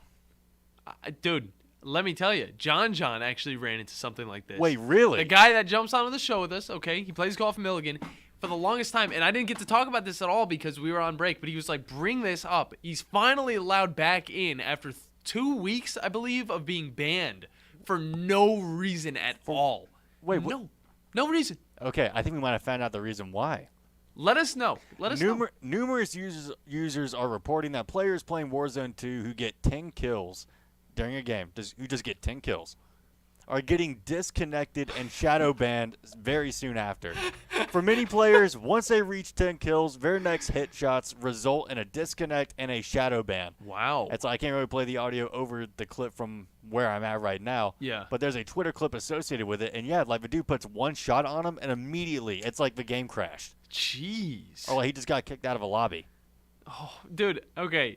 The one game of Warzone that I won, me and him played, and he had 14 kills. And then a little after that, wasn't able to play for 2 weeks. That's when it happened. Oh, yeah. For some users, this issue has been happening for the past couple of weeks.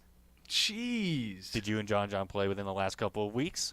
It was like he just got unbanned, so it was probably like 2 weeks ago. Yeah. So it was. I mean, I guess it was like right at the beginning of when people were first bringing it up that random people are getting banned. You know. Yeah. I mean, a lot of people first thought it was like a lot of people like getting numerous reports to their account. Yeah. Because it was happening to a lot of like high-level streamers, so it's like, okay, they're probably just mass reporting him. But Nadeshot, it actually happened to him. And upon further inspection of his clip, literally right on the frame, he gets the 10th kill, firing his next shot. What? Done. Instant. Done. Holy crap. And he's like, why am I getting shadow banned? Like, this doesn't make sense. That ain't fair. If you're playing the game good, you're going to get banned. I'm sorry about that. Yeah. But you know what's a battle royale that is doing good things? What? Apex. Okay. Because, I mean, like, the Seer Heirloom and all that's about to drop. Like, it's about to have their Spellbound collection event. And Seer's going to get his Heirloom. Cool. Never got an Heirloom in that game. Never have either because I don't play it enough. And, frankly, I don't like Seer. So I don't like that he's getting an Heirloom. Okay. I wish he never got one. I forgot who that guy was in the first place. He got added semi-recently. But, again, ability to see through walls in a battle royale. Oh, yeah, I know this guy. Giving your team the ability to do that. Or even better yet, if you just had it for yourself, you could give information to your teammates. I'm just not going to go into how much of a bouncing nightmare he is. But, at the very least, during this event, you can now create private lobbies in Apex. Oh. So, guess what? All those, like, codes where it'd be, like, tournament lobbies for, like, high-level streamers and high-level competitive events, where it would just be for that, they're taking that restriction off. That's awesome. It's going to be for everybody. So, you know what this means? It's going to open up a lot of videos on YouTube for Apex creators. Exactly. There you go. It's going to open up a lot more options for a grassroots scene. Because let's say, I feel like maybe I'm not good enough to play at the very top of the game, or I can't afford to like get in with the entry fee. I can't do that. Now local scenes can now grow up, grassroots scenes can now grow up, and they can hold their own private lobbies. They can hold their own private weekend events. Like they can do what they want. It's like, hey, do you play Apex and you're in this town? We're holding a tournament this weekend. Sign up here, and then we'll send out the code on this date. Like, there you go. Man, you gotta stop. You gotta stop. You're giving me ideas now. I'm thinking about just like renting out a building and telling a bunch of people, hey guys, we're having a tournament for Apex now. Come on down. You put in $10, you can get in, and you know what? Winner takes all. Yeah, and you know what's Except even for, the money for me, obviously. Except for money for me. I'm not gonna pitch in. But you know what I mean. But what's kind of cool is that this also allows for custom game modes. Yeah. Like new stuff to be bred. Like there's a streamer, Disguised Toast. Yeah, that's his name. He created like a hide and seek game mode in Apex. Yeah. Like there you go. Like they would have like old lobbies where it would be like a video content thing for them where they would play hide and seek in Apex. Yeah. But now you can do that with your friends in your own lobbies. Very nice. There you go. Apex. It's better late than never. Because fans have been calling for this for a long time. Yeah, it has been a minute. I remember even when I was a part of that Apex community, which dates back to when did the game come out? 2019? 2018? Let me look this up. I feel like I'm about to get hit with like whiplash for when Apex came out. I know. This is about to be insane. 2019. Okay, I was thinking it came out in 2017. Yeah, I didn't think it came out that close to like Overwatch and stuff like that. But 2019, I started playing it, and I remember back then, that's when people were like talking about like, oh, okay, the next thing they need to add is this, and then we were hearing speculations of Titanfall 3, and obviously that didn't happen, and now we had to wait 2023. Yeah.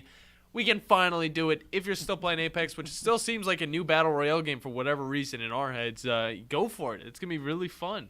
Yeah, I mean, private lobbies, do it. The mechanics are fun in that game, too. They They're are. very fun, but just the competition's a little too much for me. That skill floor is very high. It's like, God, what is it?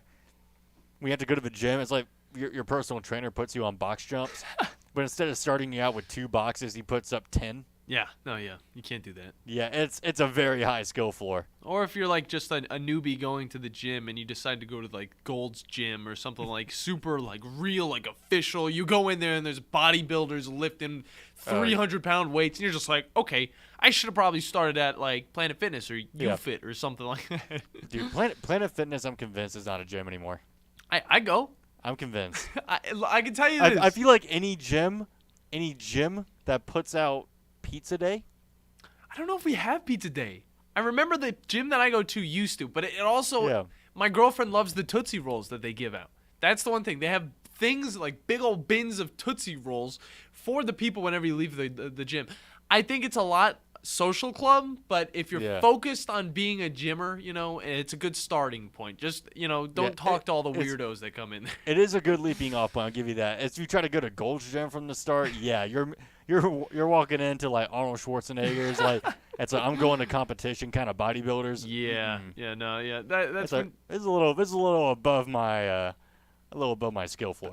That reminds me of a show I watched called How Heavy Are the Dumbbells You Lift? I've never heard of that show. It's an anime.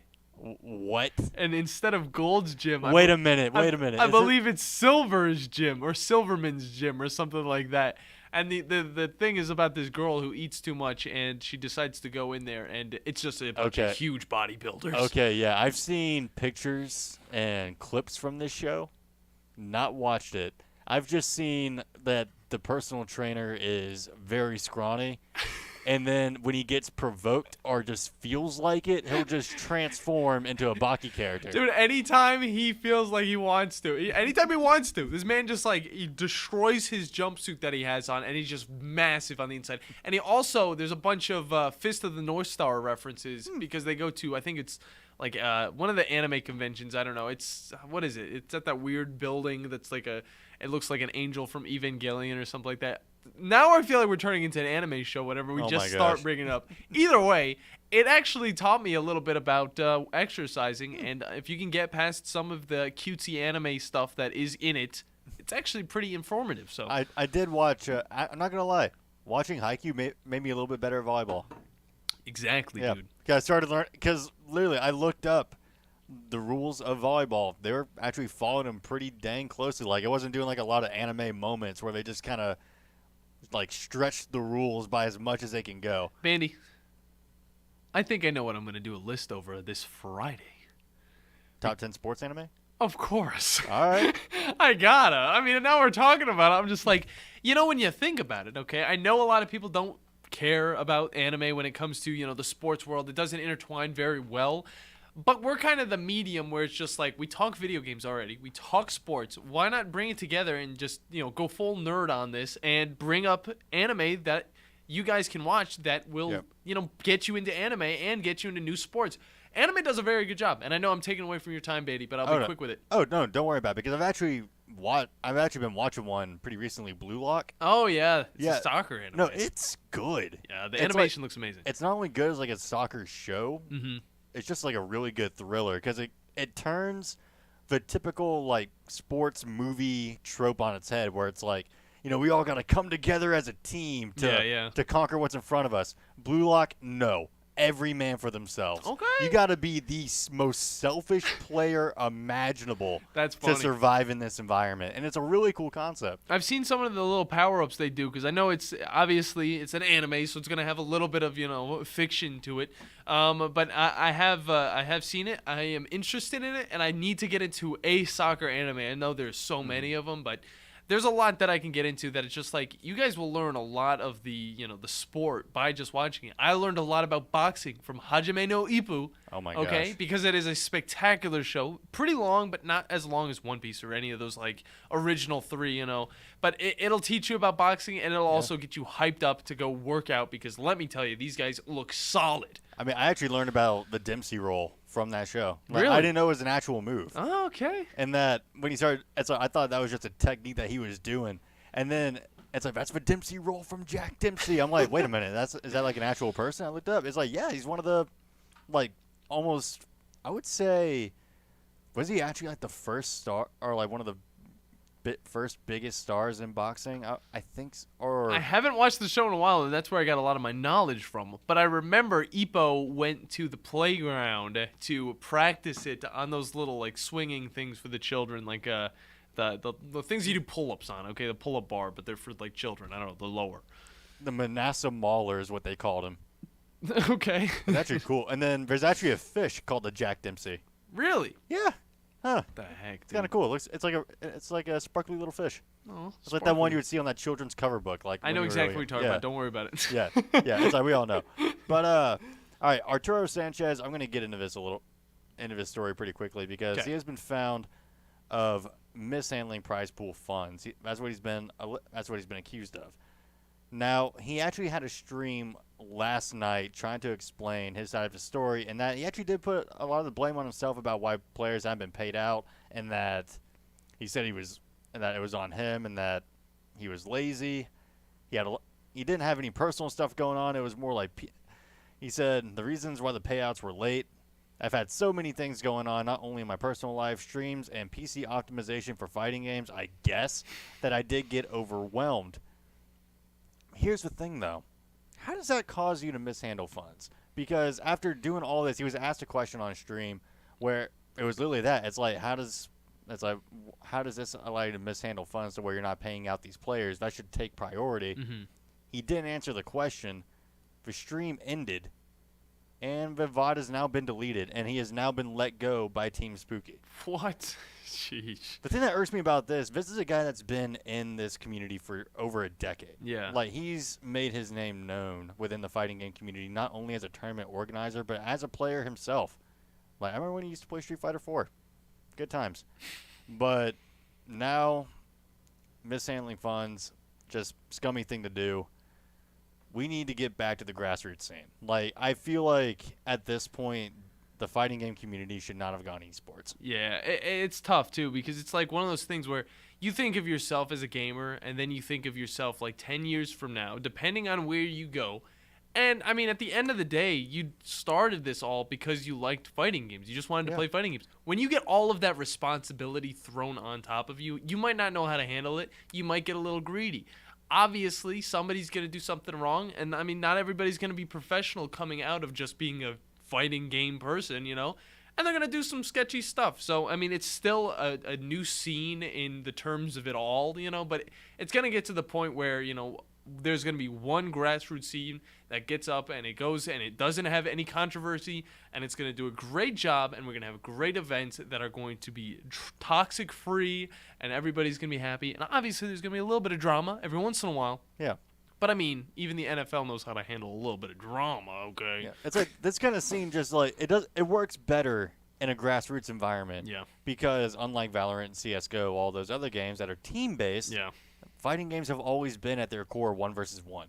Like you versus one other person. And where that really thrived was like at a local arcade or like at a local game shop or something. And it's just like maybe 20 people that you've met over the course of a year because you've all just been going to that same location, just all playing the same game and enjoying competing together and talking smack and like trying to be the best among that group and like trying to be the best in your city. Mm-hmm. Like grassroots fighting games, I feel like it's always where it thrived, and I feel like that's where it should be instead of on the main stage in front of a ton of people, because like that trash talking kind of grassroots fighting game theme has kind of disappeared within the esports within the esports commercialization. Yeah, and I feel like it gets a little too serious whenever there's a bunch of people watching over instead of like a few friends, maybe, you know, a few strangers, because that's when it's like, oh, well, now a bunch of people, you know, are thinking this about me because one guy was trash talking slightly. I mean, it all expands it it's a little too much for some of us gamers to handle. Yeah. And I'll say the only the exception I'll take is to majors. Yeah. Because again, that's the ultimate goal of a fighting game player is to make it to Evo and to make it to the World Championships and to make it to all these really huge tournaments. But at the same time, where you'll find the best environment is sometimes not even at those tournaments. Mm-hmm. But just in your local city with a bunch of people around you that you've been playing the same game with just over a very long period of time locally. I totally agree. That's where some of the best connections happen. Mm-hmm.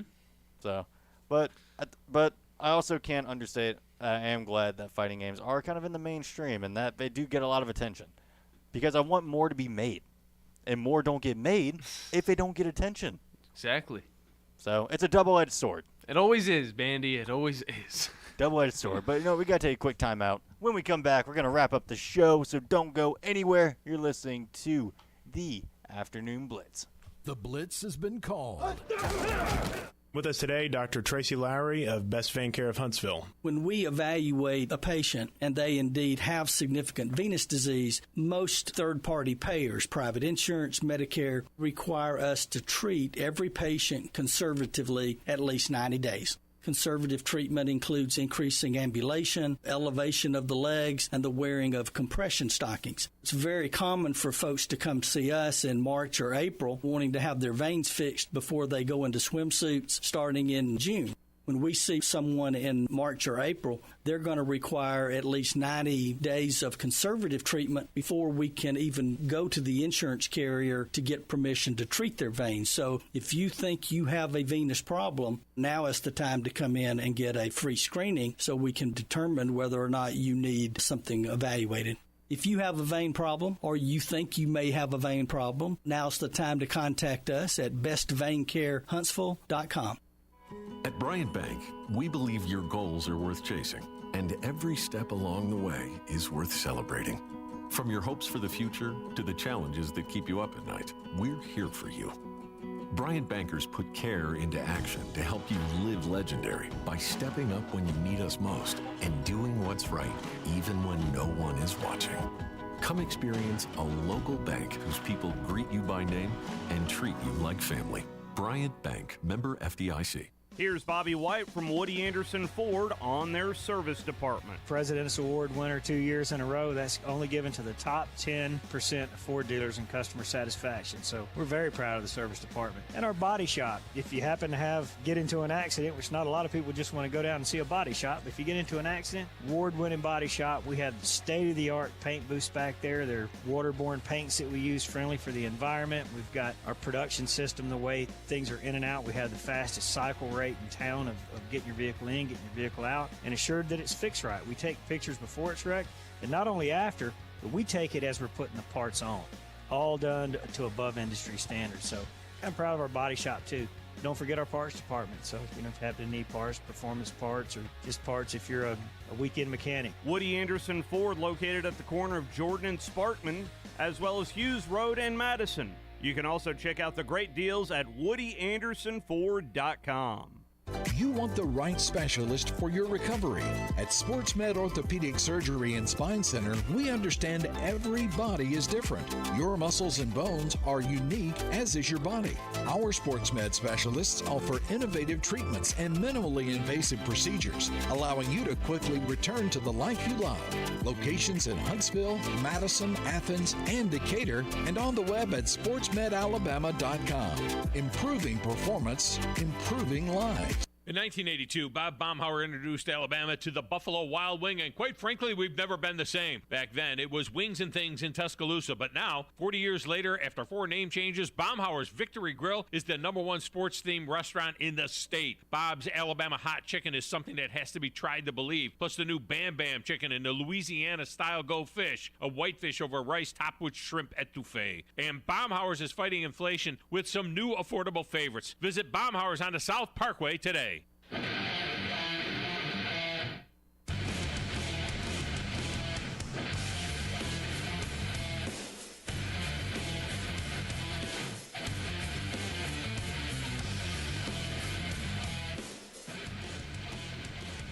And welcome back, everybody. to the Afternoon Blitz. Here on the final segment of this wacky Wednesday here in No Man's Land. It's been a very, very fun episode, to say the least, Bandy. About to be wacky with how much time we got left in this segment. Exactly. It's going to be very quick. But this hour has been presented by Woody Anderson Ford, the best places to find the best cars. For the best prices. I think we did the perfect job. That was the perfect thing. We just did the greatest job. Either way, drive home in a brand new 2023 Bronco, Mustang, or if you're into trucks, they have a plethora of beautiful trucks for you guys to try out. Bobby White and his crew will take care of you guys. Find out more at WoodyAndersonFord.com. Bandy, it's been a wonderful day, wonderful episode. It's beautiful outside. Let's go enjoy some of that wonderful vitamin C. Oh, let's do it. I think that's what it is. Is it vitamin C that comes to the sun, or is it D? We both graduated college, Bandy. Neither of us majored in anything scientific. I mean, Sunny D. It's D. Wait, that comes from oranges. So is it C? I think it's C. Either way. Oh my gosh. The only show you'll get this type of conversation, the Afternoon Blitz. We thank you guys for joining us. For me, for the Bandy Man, we will see you guys in 22 hours.